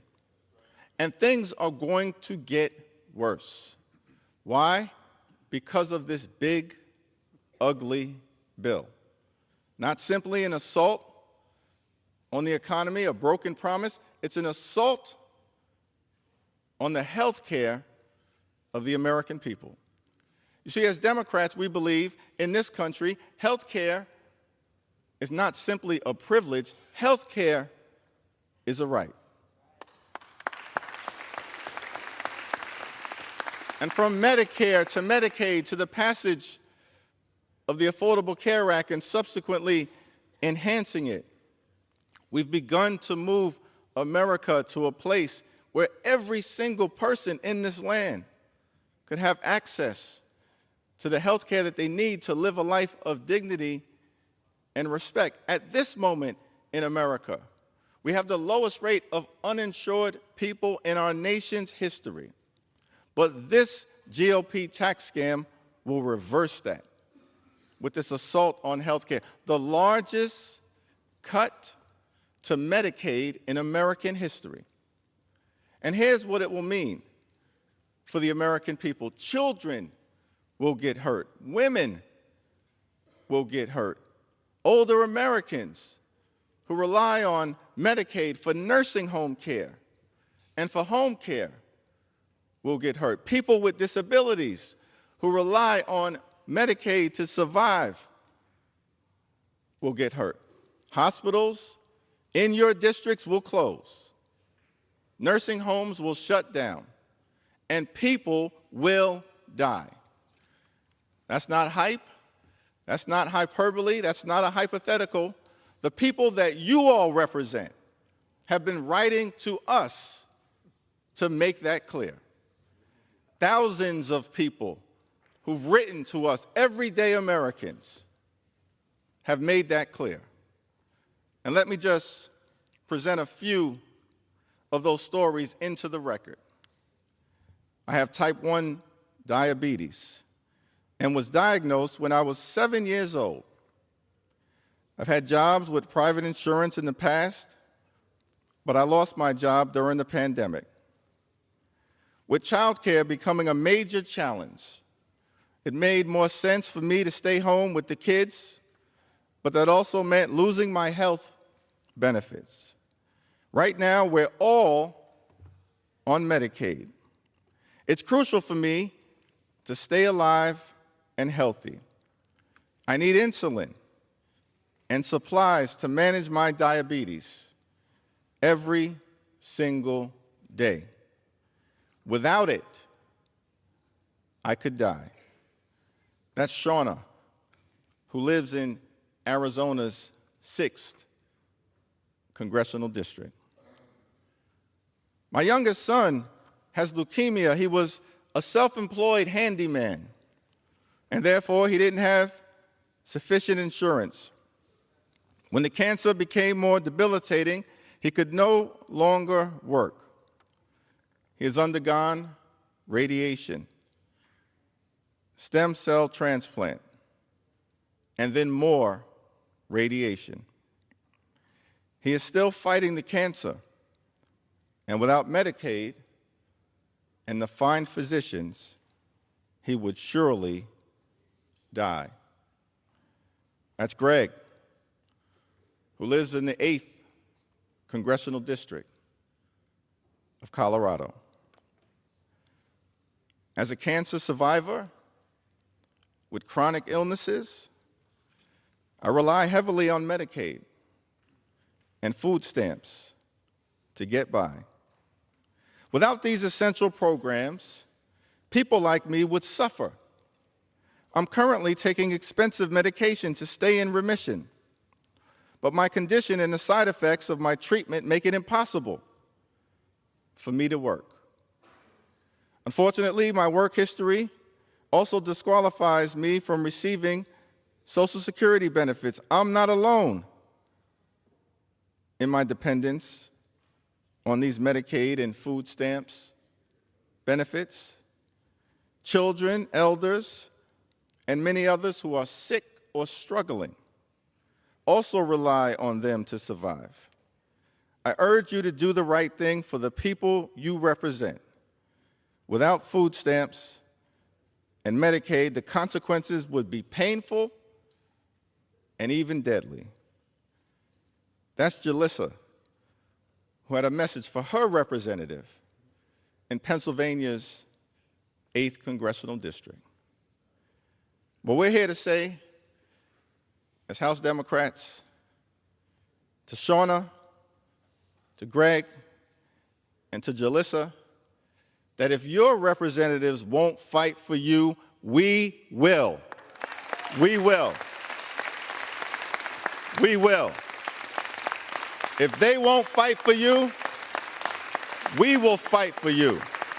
For your health care, for your decency, for your well-being, for your grace, and for your dignity.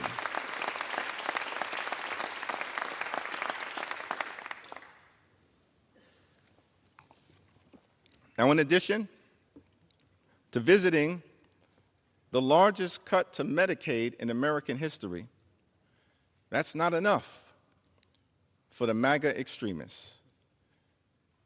CBO has independently confirmed that this one big, ugly bill will also set in motion a $490 billion cut to Medicare in this country. Now, unfortunately, that should come as no surprise, because we know that our Republican colleagues for decades have been trying to attack Social Security, as they're doing right now, not necessarily in this bill. Why? Because the 1974 Budget Control Act prevents you from doing it. But you've been going after Social Security for a long time, going after Medicare for a long time, and Elon Musk, who seems to function as your puppet master, has made clear his intentions, which you just follow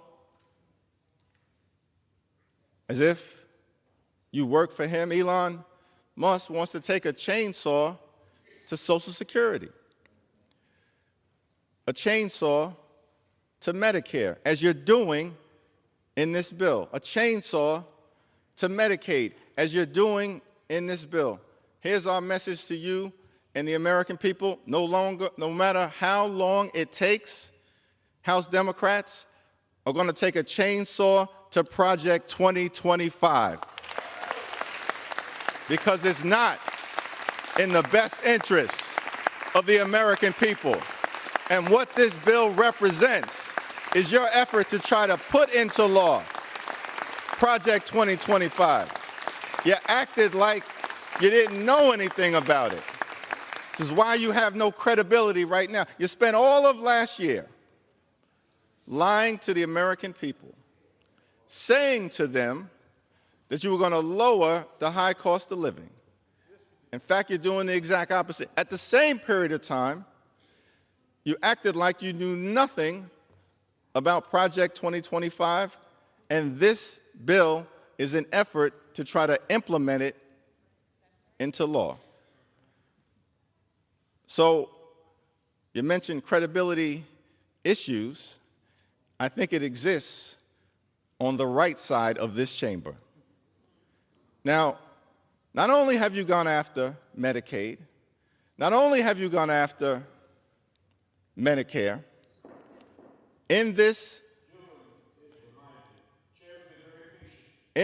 you are to direct your comments to the chair. Mr. Speaker, you know what's interesting is that every time I've come on this floor, I can use sharp language, he can use sharp language. You choose to admonish me. I don't work for you, sir. I work for the American people. I understand.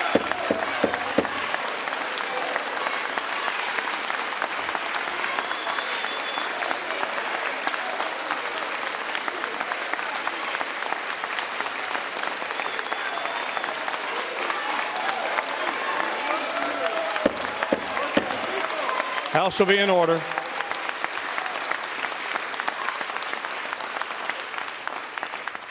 As I said, Mr. Leader, we've been very patient. Just listen to the majority leader of the other side who directed all of his comments to the chair. It is important for the decorum of the institution for you to do the same. You may proceed. We can continue this. You may proceed. And every time I'm interrupted, that's going to add another 15 minutes to my remarks. Fair enough. Mr. Speaker, so what we've seen is the largest cut to Medicaid in American history, an effort to devastate Medicare. And of course, what this bill also does is strip away some of the coverage provided by the Affordable Care Act. Millions of people will lose their coverage as a result of this GOP tax scam. And so when you aggregate the assault on health care that's taking place, what we're likely to see is at least 13.7 million people are going to lose their health care in the United States of America. That's what we're fighting for. That's why we're a no, amongst several other reasons, on this bill. It's an assault on the economy, an assault on health care. It's also an assault on nutritional assistance. Now, in the 1960s, the American people were shaken up and disturbed by images that they saw after some investigations exposed the conditions of some people in America who were dealing with intense hunger in rural America, in under-resourced communities, in communities of color. Images of children with distended bellies, families rummaging through garbage in order to find food so they wouldn't starve. That's what eventually led to the creation of what is now the Supplemental Nutritional Assistance Program. Because the American people concluded that in this great country, not a single child should ever go hungry. That's our position. Apparently, it's not the position of my Republican colleagues. Because in this bill,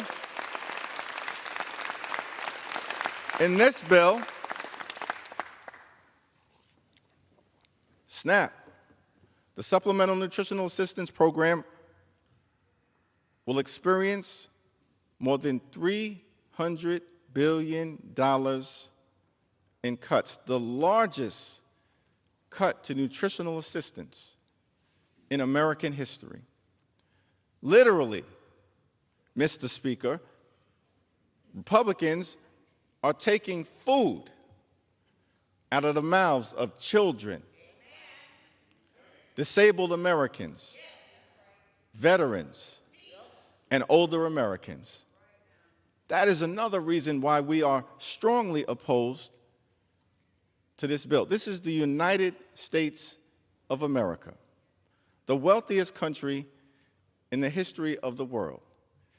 It is indecent to rip food out of the mouths of children and everyday Americans.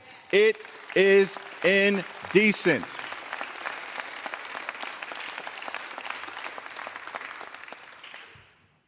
And to make matters worse, we know that as a result of this bill, according to an analysis from the Urban Institute, there are 18 million children in this country who are at risk of losing school meals.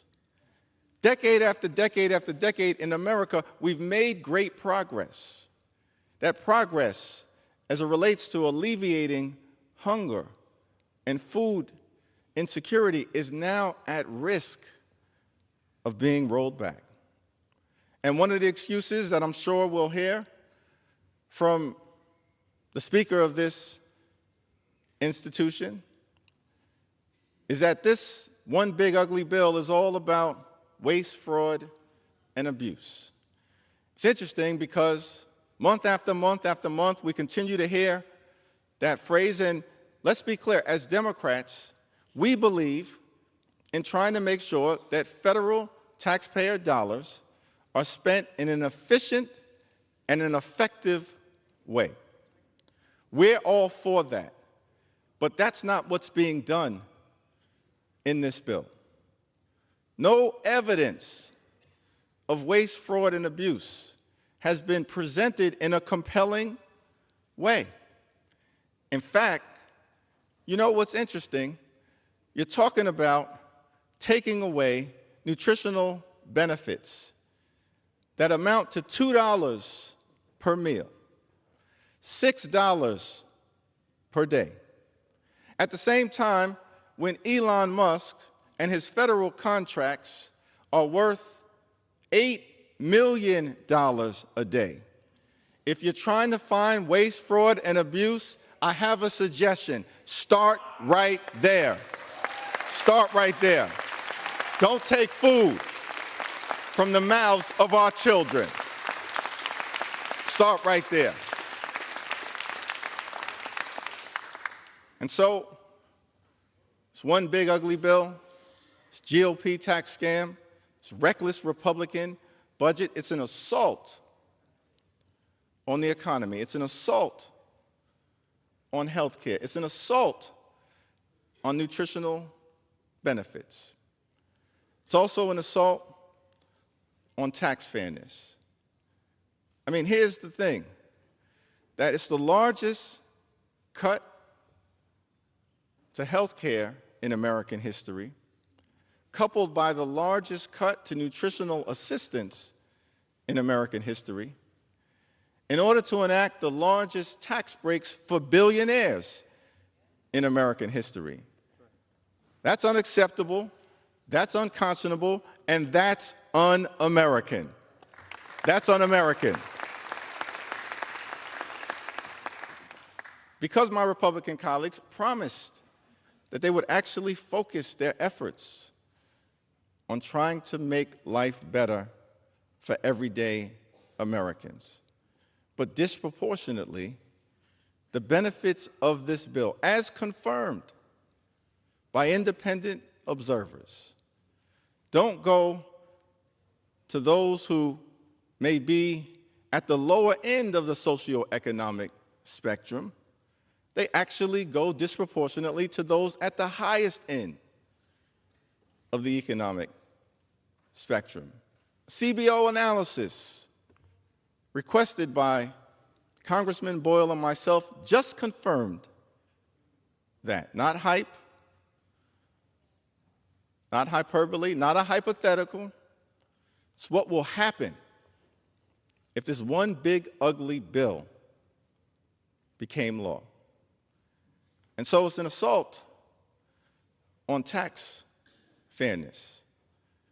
And of course, that's coupled with the assault on fiscal responsibility. It's ironic to me that many of my colleagues on the other side of the aisle claim to be the party of fiscal responsibility. But as Richie Neal has often eloquently articulated, that's not what the record shows. The record shows something very different.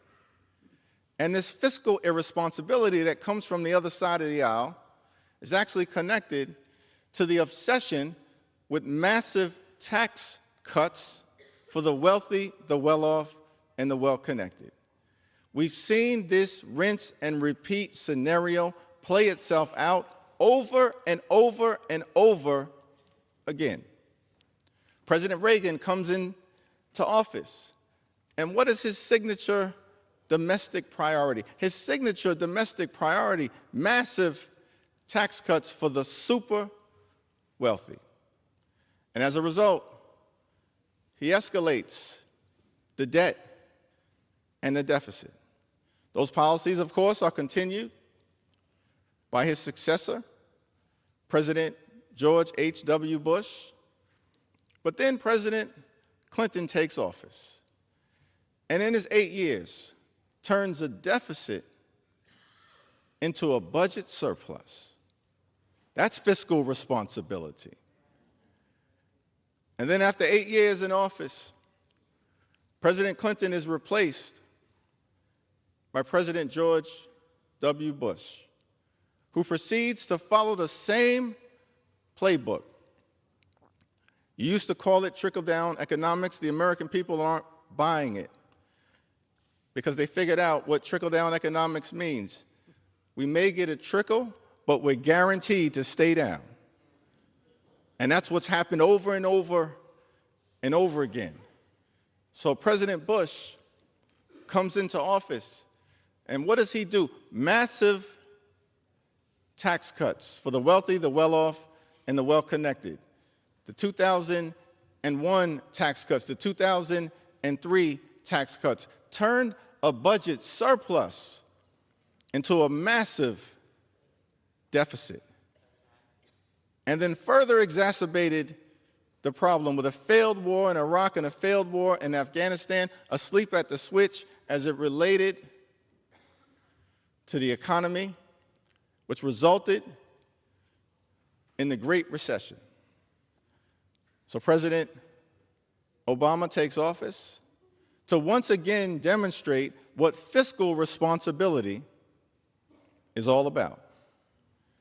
And in 8 years, takes the deficit that he inherited of $1.5 trillion and cuts it by $1 trillion, notwithstanding the economic mess that he inherited, having to dig the country out of the Great Recession. And then, of course, after 8 years of President Obama, which brings us to the current administration in its first term, as my colleague from Louisiana talked about, what's your signature legislative accomplishment? The 2017 version of the GOP tax scam, where by some estimates, 83% of the benefits were set in motion for the wealthiest 1%, and you borrowed more than $2 trillion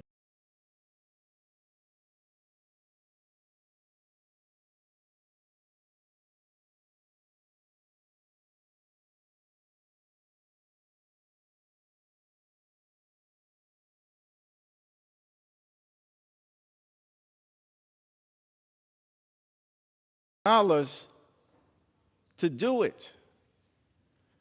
Once again, exploding the debt and the deficit. in the United States of America. President Biden comes into office in his first 2 years, notwithstanding all of the signature accomplishments, many of which did have some bipartisan support, particularly in the Senate, significant accomplishments led by President Biden, Speaker Pelosi, Democrats in the House partnering with our colleagues in the Senate, notwithstanding all of those accomplishments, reduces the deficit in his first 2 years by $1.7 trillion. That's what fiscal responsibility looks like. So we're not going to be lectured on this issue. And then my colleagues have the nerve to talk about fiscal responsibility, to try to pass a bill that disproportionately benefits their billionaire donors like Elon Musk and will add to the debt more than $5 trillion. That's an assault on fiscal responsibility. That is forcing our children and our grandchildren, all of them, to shoulder an unnecessary burden that will limit their ability to fully experience the American dream. And so that's why we oppose this bill. An assault on the economy, an assault on health care, an assault on nutritional assistance, including on our veterans, an assault on tax fairness, and an assault on fiscal responsibility. As I close, let me make one other observation. I do believe that there are people of faith on both sides of this chamber. Authentically, people of faith on both sides of this chamber. I'm not one to question anyone's faith.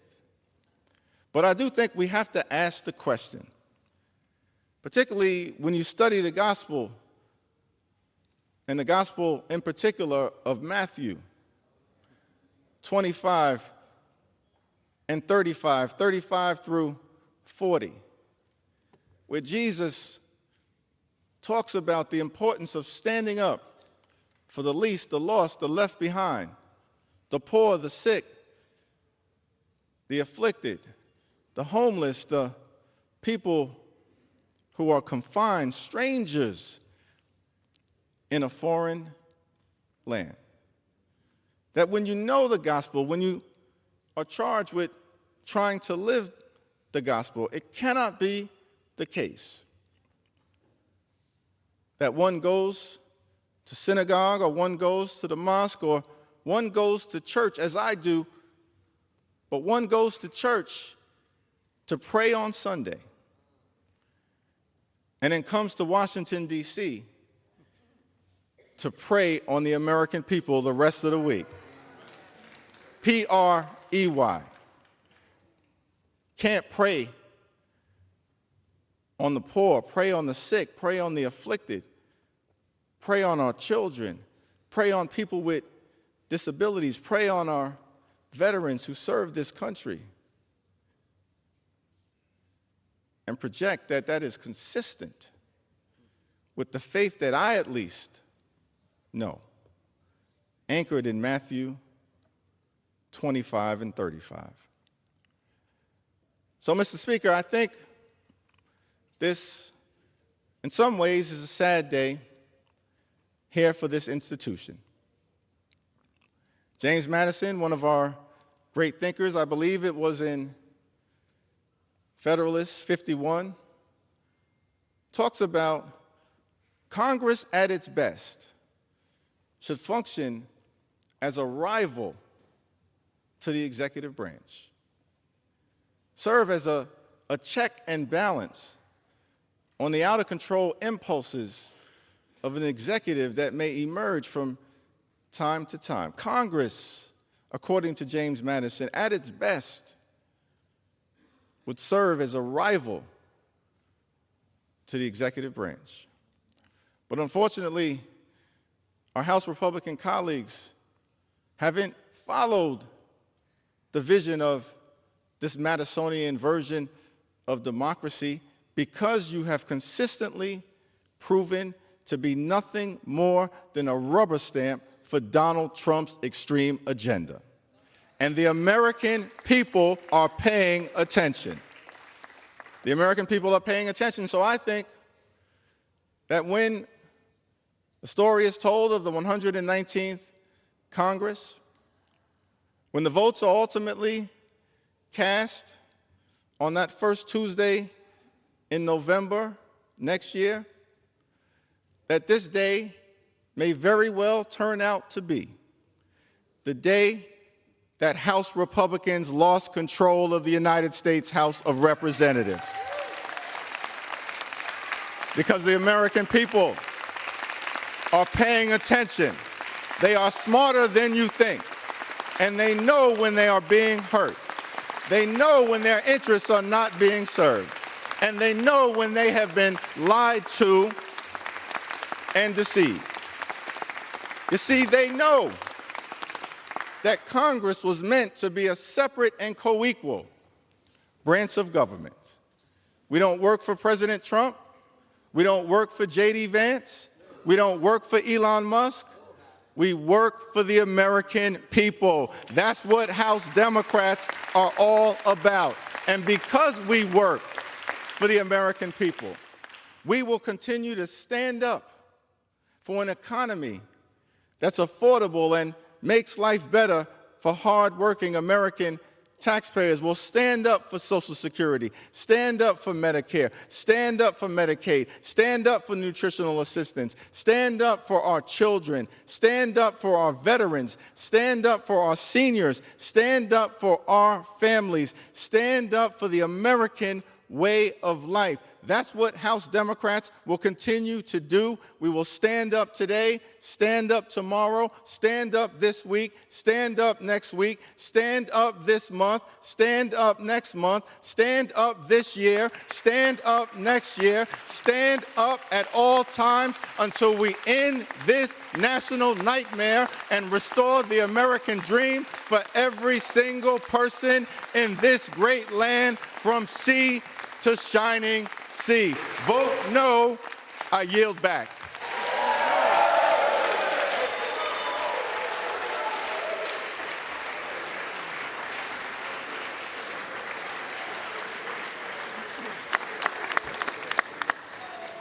Gentleman yields back his time. Gentleman from Missouri. Thank you. Thank you, Mr. Speaker. The Democrat leader is mistaken. We aren't currently in the dead of night. We are voting for the one big, beautiful bill. House to be in order. We are voting for the one big, beautiful bill first thing in the morning because the relief for working families simply can't wait and will work until the job's done, and we're going to do that. I am pleased to yield 1 minute to the gentleman from Louisiana, our Speaker, the Speaker of the House, Mr. Mike Johnson.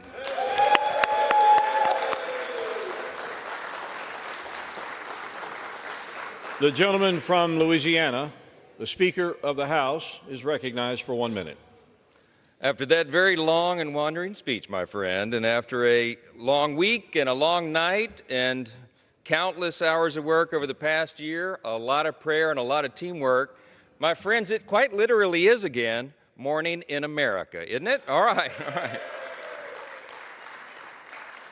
And after 4 long years of President Biden's failures, President Trump's America First agenda is finally here, and we are advancing that today. What we're going to do here this morning is truly historic, and it will make all the difference in the daily lives of hardworking Americans.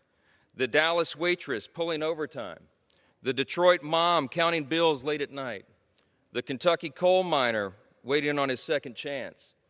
These are the forgotten men and women of our country that we are all called here to serve. And the one big, beautiful bill will deliver for those people. It revives our economy. It will deliver historic tax relief. It will make the largest investment in our border security in a generation. It will unleash affordable American energy again. restore common sense to government, secure generational savings, and strengthen our national defense, while it also strengthens our essential programs like Medicaid for the people who need it the most. That's what we're doing with the One Big Beautiful Bill. To put it simply, this bill gets Americans back to winning again, and it's been a long time coming. This One Big Beautiful Bill is the most consequential legislation that any party has ever passed, certainly under a majority this thin. Legislation of this magnitude is truly nation-shaping and life-changing. It's the kind of transformational change that future generations will see this day as a turning point in American history. And it's exactly what we were sent here to do. Let the record show that when the House Democrats vote in a few moments, this is what they'll be voting for. Their vote will show that they are apparently for the largest tax increase in the history of our country. They will be voting for, when they vote against this bill, waste, fraud, and abuse. They will be voting against safer communities, American energy dominance, and American strength on the world stage. And today wouldn't be possible without the leadership of arguably the most powerful and the most successful and the most respected president in the modern era of the United States.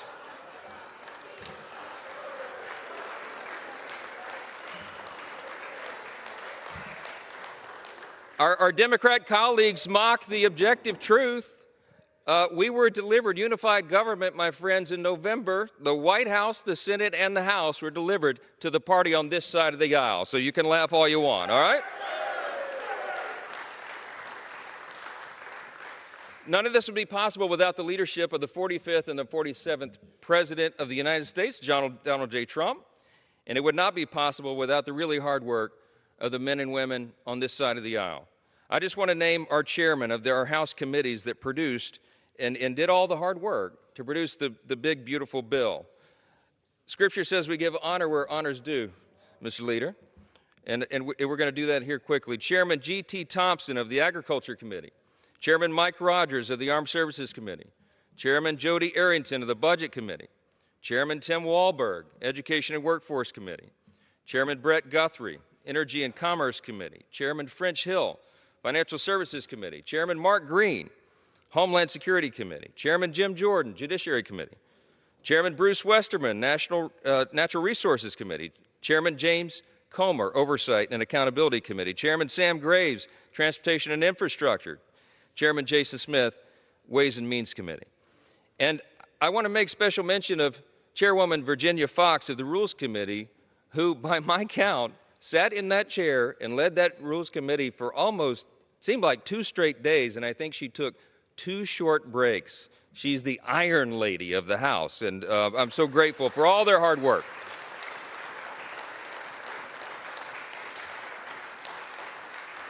See, the beauty of what we produced with the One Big Beautiful Bill over here is that this was a team effort. This was men and women who were elected to come here, the duly elected representatives of the people back home.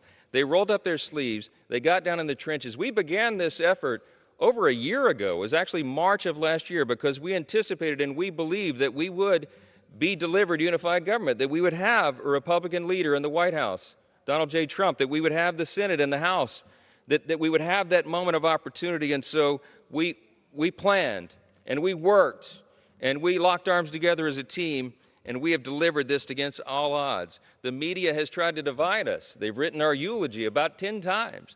And you know what? Sometimes it's good to be underestimated, isn't it? But we got this done, and I'm so proud of the work of every member of this House Republican Conference who worked in their committees. Every single member had a say in this. Every single constituent. The millions of people that are represented here have their voices and their interests reflected, because we did this together as a team. And it's quite an achievement. I just want to say that all that tireless work has led to the hard work of crafting this legislation, and we've been ready since day one to deliver on this agenda. Unified control of government is a rare mandate. It doesn't happen very often. It's happened just 3 times for our party in the last half century. We do not take it for granted. And we are delivering on that mandate here today. The American people gave us a mandate in November. They sent a message with their vote. They gave this side of the aisle the power, and we're going to use it to make their lives better. What we're achieving here today is nothing short of historic, and that's true. House Republicans are getting it done again. In the Republican Party, see, we believe in a simple principle. We believe that America really is a shining city on a hill. Ronald Reagan used to talk about that. He was referencing Scripture. He understood that America is exceptional. He understood that, as it says right there above the Speaker's rostrum, our national motto, that we trust in God, and God is our trust. These are the things that make our nation exceptional, and the people of our country, they deserve better. We've been working hard to deliver so that the people of our country see this again as a shining city on a hill, and that people around the world see us for who we should be. One thing that we can all agree on both sides of the aisle is that a strong America is good for everybody all around the world. All of us together, regardless of party, we're called here to stand together and defend those freedoms and to defend those foundations that made us the greatest nation in the history of the world. All of us have to look and recognize that the shine has not been on that city in a while. We're here to restore it. And this piece of legislation, as large as it is and as historic as it is, will do that very thing. Now look, we're accomplishing a big thing here today, but we know this isn't the end of the road just yet. We've been working closely with Leader Thune and our Senate colleagues, the Senate Republicans, to get this done and delivered to the President's desk by our Independence Day. That's July 4th. Today proves that we can do that, and we will do that. And it doesn't matter how much the media doubts this or how much the Democrats, give us their narratives. Doesn't matter how long the speeches are. It doesn't change the facts. We're delivering, and we're doing it in a big way. So to our friends in the Senate, I would just say the President is waiting with his pen. The American people are waiting for this relief. They are waiting for these life-changing results, and we are going to finish this job. This is a historic moment that we will be talking to our children and our grandchildren about, and everyone will remember. America's back. I yield back.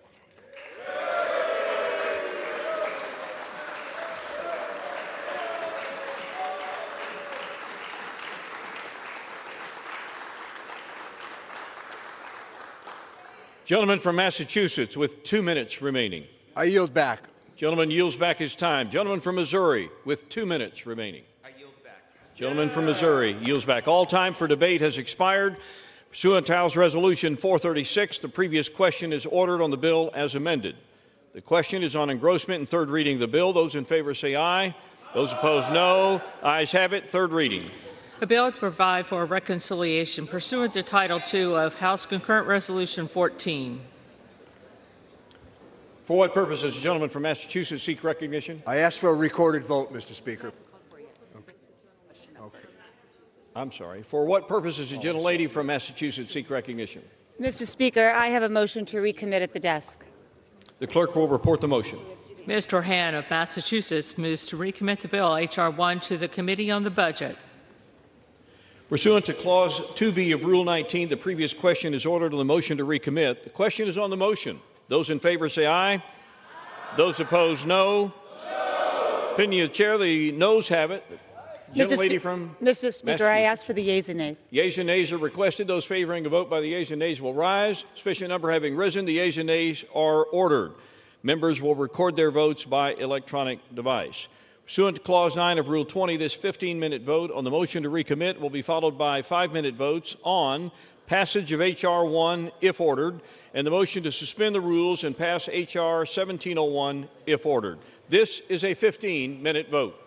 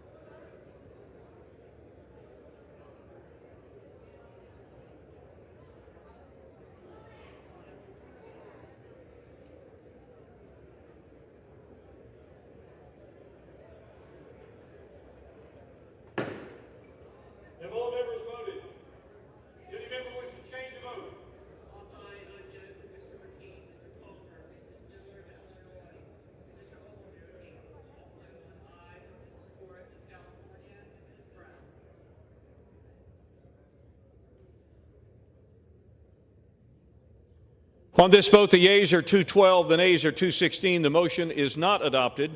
The question is on passage of the bill. Those in favor say aye. Aye. Those opposed, no. No. The ayes have it. The gentleman from Massachusetts. I ask for the yeas and nays. The yeas and nays are requested. Those favoring a vote by the yeas and nays will rise. Sufficient number having risen, the yeas and nays are ordered. Members will record their votes by electronic devices. It's a 5-minute vote.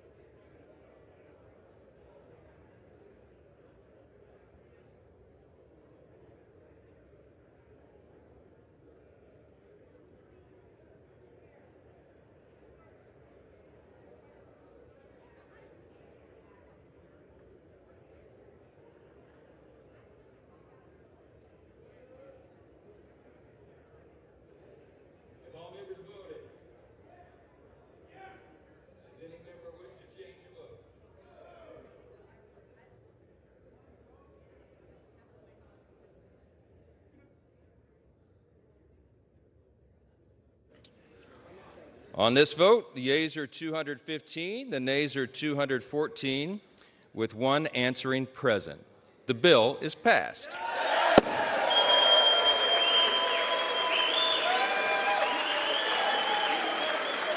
USA, USA.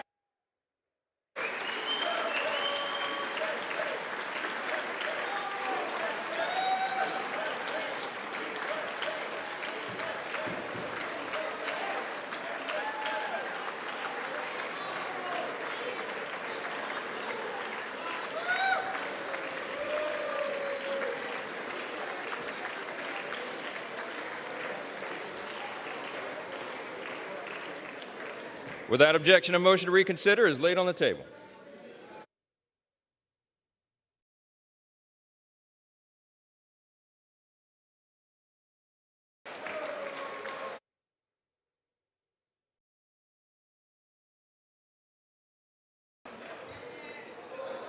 Pursuant to Clause 8 of Rule 20, the unfinished business is the question on suspending the rules and passing H.R. 1701, which the clerk will report by title.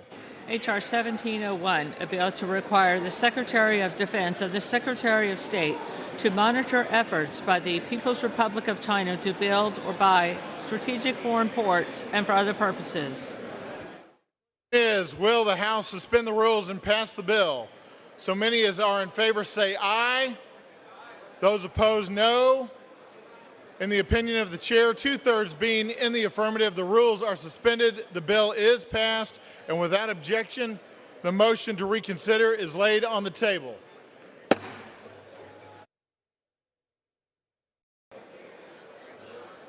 Pursuant to Clause 8 of Rule 20, the unfinished business is the question on suspending the rules.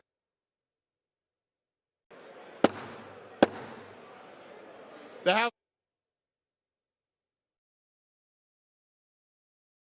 Pursuant to Clause 8 of Rule 20, the unfinished business is the question on suspending the rules and passing H.R. 1969 as amended, which the clerk will report by title.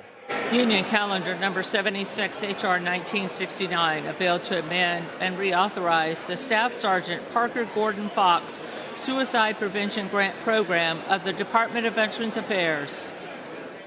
The question is, will the House suspend the rules and pass the bill as amended? So many as are in favor say aye. Those opposed, no. In the opinion of the chair, 2/3 being in the affirmative, the rules are suspended. The bill is passed, and without objection, the motion to reconsider is laid on the table.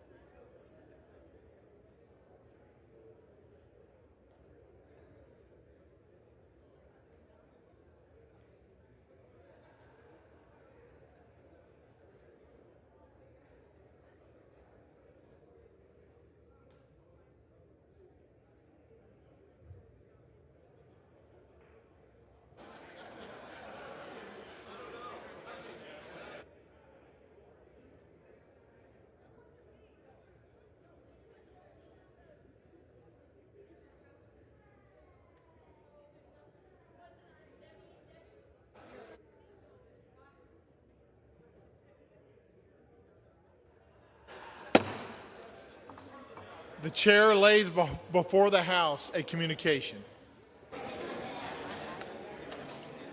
The Honorable, the Speaker, House of Representatives, sir, pursuant to Section 1K of House Resolution 895, 110th Congress, and Section 4D of House Resolution 5, 119th Congress, I transmit to you notification that the following individuals each have signed an agreement not to be a candidate for the office of Senator or Representative in, or Delegate or Resident Commissioner to, the Congress for the purpose of the Federal Election Campaign Act of 1971 until at least 3 years after they are no longer a member of the board or staff of the Office of Congressional Conduct. Karen L. Haas, Grace Lieberman, Bill Luther, Lorraine C. Miller, Lynn A. Westmoreland, Omar Ashmawi, Indahara Benitez, Doctrell Cromartie, Christina Crump, Helen Eisner, Jean-Paul Theroux, Peter Tilley, and Amber Venzen. Copies of the signed agreements will be retained by the Office of the Clerk as part of the records of the House. Signed sincerely, Kevin F. McCumber, Clerk.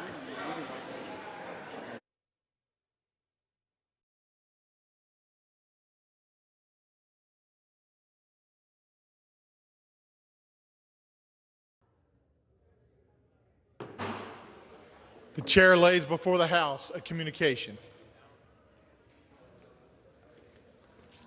The Speaker's Rooms, Washington, D.C., May 22, 2025. I hereby designate the period from Thursday, May 22, 2025 through Monday, June 2, 2025 as a district work period under Clause 13 of Rule 1. Signed, Mike Johnson, Speaker of the House of Representatives.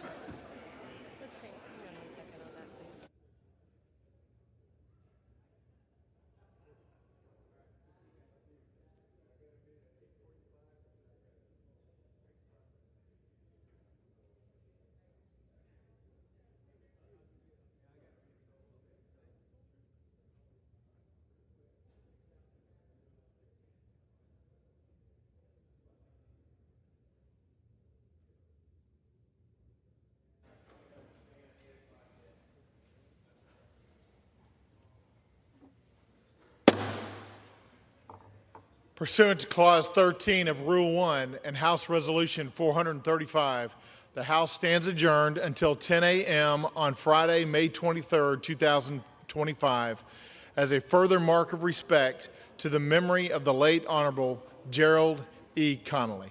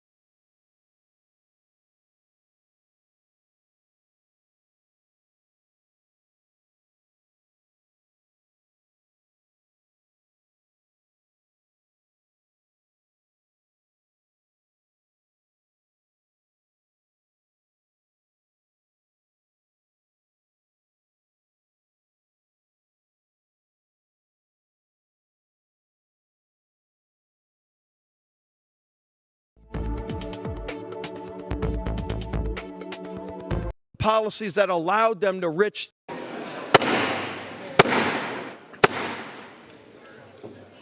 House will be in order. Members, please take conversations from the floor. Clerk will read the resolution. House Resolution 435, resolved that the House has heard with profound sorrow of the death of the Honorable Gerald E. Connolly, a representative from the Commonwealth of Virginia. Resolved, that the clerk communicate these resolutions to the Senate and transmit a copy thereof to the family of the deceased. Resolved, that when the House adjourns today, it adjourn as a further mark of respect to the memory of the deceased. Without objection, the resolution is agreed to and the motion to reconsider is laid upon the table. Who are we going to first?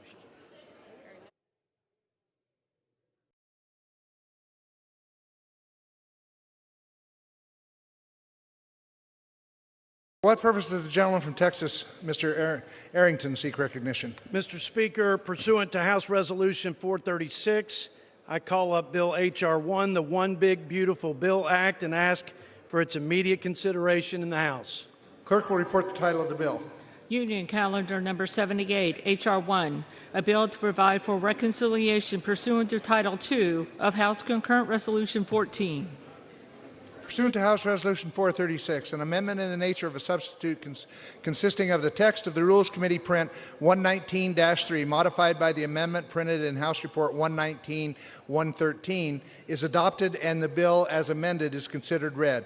The bill as amended shall be debatable for 2 hours, equally divided among and controlled by the chair and ranking minority member of the Committee on the Budget, on their respective designees, and the chair and ranking minority member on the Committee of Ways and Means or their respective designees. The gentleman from Texas, Mr. Arrington, and the gentleman from Pennsylvania, Mr. Boyle, the gentleman from Missouri, Mr. Smith, and the gentleman from Massachusetts, Mr. Neal, each will control 30 minutes. The chair recognizes the gentleman from Texas. Mr. Speaker, I ask unanimous consent that all members may have 5 legislative days within which to revise and extend their remarks and include extraneous material on H.R. 1. Without objection. Mr. Speaker, I yield myself such time as I may consume. Gentleman's recognized. Mr. Speaker, for the last 4 years, the American people have suffered one self-inflicted crisis after another, from the chaos at our southern border to our crime-ridden streets to a cost of living crisis that decimated working families from sea to shining sea, leaving Americans weaker, our country more divided and more vulnerable than it's been in generations. Colleagues, lest we forget how we got here and why this moment is so important and so consequential in the life of our country, let's reflect on the recent history. Under the leadership of Biden-Harris and congressional Democrats, our federal government failed to enforce the laws of our land and unilaterally surrendered our sovereign border to terrorist drug cartels. On top of that, our military mission was reduced from warfighter readiness to ideological indoctrination. We lost the confidence of our allies, the respect of our enemies, and America's influence on the world stage. Unbridled spending and failed fiscal policies sent our country's economy into a tailspin. Trillions in deficit spending, trillions more in regulations, cradle-to-grave welfare without work, and an all-out assault on American energy independence wreaked havoc on our economy and created the worst inflation crisis in 40 years. In November, the American people gave President Trump an historic mandate and unified Republican leadership in Congress to reverse course on these failed policies and their disastrous consequences. And that's exactly what this bill does, Mr. Speaker. The One Big Beautiful Bill Act delivers the greatest single investment in border security and national defense, the largest tax cuts for families and small businesses, the most significant commitment to unlocking America's energy resources, and the largest reduction in spending in the history of the United States by twofold. But in an attempt to derail our efforts, you can be sure of this: our Democrat colleagues will use their tired old tactics of fear-mongering and false claims. They like to lead you to believe that this reconciliation bill is a, quote, tax cut for the rich on the backs of the poor. Their narrative throughout this process has not only been misleading, Mr. Speaker, and completely untrue, it preys on the fears of our nation's most vulnerable. Here's the truth. The 2017 tax cuts lowers tax rates for every American household at every income level, with the lower income families benefiting the most, while actually increasing the amount of taxes paid at the top 1%. 3 out of every $4 in the Trump tax cuts didn't go to corporations, they went to individuals. Workers experienced a record 25-year wage increase. Families received an additional $5,000 in median household income, and income for the bottom 50% grew 3 times faster than the top 1%. And as a result, Mr. Speaker, a record 6 million Americans were lifted out of poverty. This won't stop our Democrat colleagues from scaring you with fallacious statements that, quote, children will go without food, seniors will be stranded without health care, and the disabled will be left to die in the streets. All of this is just a cover for what they really want to do. They want to protect health care and welfare at any cost for illegal immigrants, at the expense of hardworking taxpayers and our citizens who depend on them. And crazy enough, Mr. Speaker, they also want to abandon the common sense Clinton-era work requirements that reduce government dependency by 80%. And instead, they would trap millions of people in poverty and rob them of the dignity of work. But by the overwhelming results of this last election, it's abundantly clear the American people see through this too. And they have totally rejected the Democrats' radical agenda. Their message to Washington was clear, Mr. Speaker. They want competent leaders, common sense policies, and a commitment from all of us to put America and Americans first. Now, let's give the people what they voted for. I reserve my time. Reserves the balance of his time. Gentleman from Pennsylvania, Mr. Boyle. Mr. Speaker, I yield myself such time as I may consume. Gentleman's recognized. Mr. Speaker, by my calculation, I have now been up 43 of the last 45 hours, and I'm not quitting yet. And we're not quitting yet, because the stakes are just too damn high. This is one of the most significant pieces of legislation we will ever vote on. This bill will bring about the greatest loss of health care in American history. More than 6 million Americans who are currently on the Affordable Care Act will lose their health insurance if this Republican bill becomes law. More than 7 million Americans currently on Medicaid will lose their health care if this Republican bill becomes law. In fact, in total, 13.7 million Americans will lose their health care, according to the nonpartisan CBO. That's bad enough. But then, late last night, we also got confirmation from CBO that something else is in this bill. Over $500 billion worth of cuts to Medicare. All told, given the cuts to the ACA, the cuts to Medicaid, the cuts to Medicare, the largest loss of health care in American history as a result of this bill. Not even during the Great Depression did so many people lose their health care as will lose it in this bill. And there are even more cuts beyond that. Cuts to nutrition assistance programs, cuts to Head Start, cuts to other education programs. The list goes on and on. Why? To help pay for over $5 trillion worth of tax cuts, most of which that go to the top 1%. But here's the thing. As draconian as these cuts are, they actually don't even come close to paying for the size of the tax cuts. So how is the rest subsidized? With more debt financing. So much so that we have finally seen, for the first time ever, the Moody's credit agency on Friday downgrade the quality of the credit of the United States. Today, we saw more market churn. Markets campaigned on it. Don't have the resources. I see no beauty in a bill that promotes wealth for the wealthy, decreases services and resources for those at the bottom. It's a by ending the Democrats' ridiculous $600 1099K reporting threshold and reverting back to the time-tested standard of 20,200 transactions. This legislation will undoubtedly make the life of the average American better. And thank you. I yield back. Gentleman from Massachusetts. I want to yield 1 minute to the gentlelady from Washington, Congresswoman Del Bene, who really knows something about the child credit. Gentlelady from Washington is recognized for 1 minute. Thank you, Mr. Speaker. President Trump and Republicans love calling this one big, beautiful bill, but it's really one big, broken promise. Republicans swore they would lower costs on day one. Instead, families are paying more for groceries, energy, and health care bills. Republicans have spent months fighting over how many Americans they're going to kick off of Medicaid and how fast. This is literally a matter of life and death. And for what?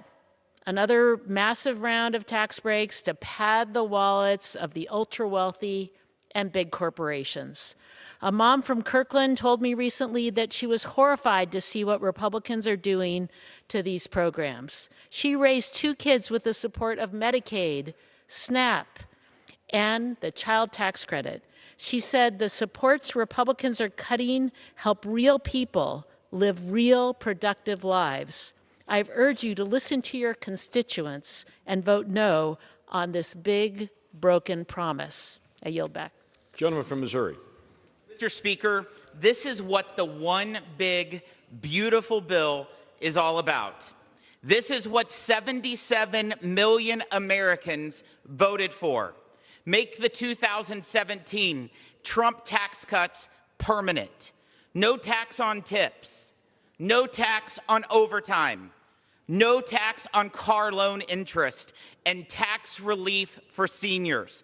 The one big, beautiful bill puts money back in the pockets of the people who make this country run. President Trump promised a new golden age, and House Republicans are delivering on that promise. The American people, they're counting on Congress to get the job done. Let's pass this bill, and let's deliver for American workers, farmers, families, and small businesses. I yield 1 minute and 15 seconds to the gentlelady from New York, Ms. Malliotakis. Gentlelady from New York is recognized for 1 minute and 15 seconds. Thank you, Mr. Speaker. In this bill, we are providing real tax relief for hardworking Americans, for middle-class families, for us senior citizens, not the billionaires like the Democrats claim. We increase the state and local tax deduction, the standard deduction, the child tax credit. The last 2 would be cut in half if we take no action today. We provide tax relief by including my legislation to provide a bonus deduction to reduce the taxes that our seniors pay on their Social Security income. We fulfill President Trump's commitment to eliminate taxes on tips and overtime, and we stop the return of the alternative minimum tax that crushed middle-class families. We allow Americans to fully deduct auto loan interest on their American-made vehicles, and we help young graduates with student loan debt get reimbursed by their employers tax-free. All of that is for working class, middle class, not billionaires.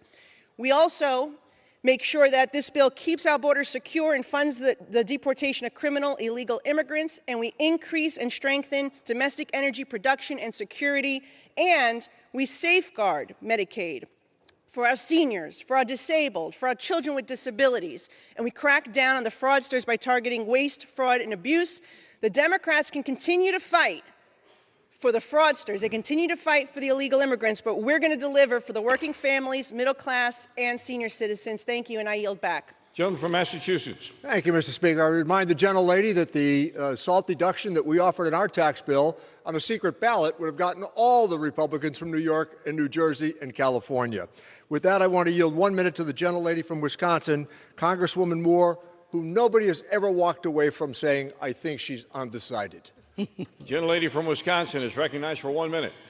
Thank you, Mr. Speaker. And I'll just say this, that the greatest trick that the devil plays is to convince you that it won't be you who he devours. It will be those others, those so-called illegals, those trans people, the welfare queens, and the boy in the basement who won't work. So you justify slashing hundreds of billions of dollars from Medicaid, undermining the ACA, cutting $500 billion in Medicare, adding trillions of dollars to the debt, facilitating the dismantling of care from hospitals, community health centers, nursing homes to finance billionaire tax cuts. And then the bell sounds and you screech. For whom does the bell toll? It tolls for thee. And Mr. Speaker, I will yield back, but I will not yield my soul. Do not vote for this bill. I yield 1 minute to the gentleman from Tennessee, Mr. Kustoff. Gentleman from Tennessee is recognized for 1 minute. Thank you, Mr. Speaker. And I rise today to speak in favor of the one big, beautiful bill. My colleagues and I on the House Ways and Means Committee on the Republican side have been preparing for this moment for 2 years. Mr. Speaker, we have traveled across the country and conducted field hearings, meeting and hearing from individuals, from manufacturers, from farmers, and from small business owners. And the message that we got from them was clear. Make permanent all those successful provisions from the Tax Cuts and Jobs Act of 2017. There is no doubt that when we passed the Tax Cuts and Jobs Act in 2017, we ushered in a red-hot economy that created jobs and opportunities for all Americans. It's essential that the House of Representatives pass this bill today to cement a pro-growth tax code and usher our nation into a new era of prosperity for all. The American people in November voted overwhelmingly for this, and now it's our time to deliver. And thank you. I yield back. Gentleman from Massachusetts. Thank you, Mr. Speaker. Let me yield 2 minutes to the gentleman from Massachusetts, the ranking member of the Oversight Committee, my friend, Congressman Lynch. Gentleman from Massachusetts is recognized for 1 minute. Thank you, Mr. Speaker, and I thank the gentleman from Springfield for yielding. I rise this morning on behalf of our friend and colleague, General Jerry Conley, the gentleman from Virginia, with the hope of infusing this debate with his passion and his wisdom on behalf of the federal workers for whom there was no greater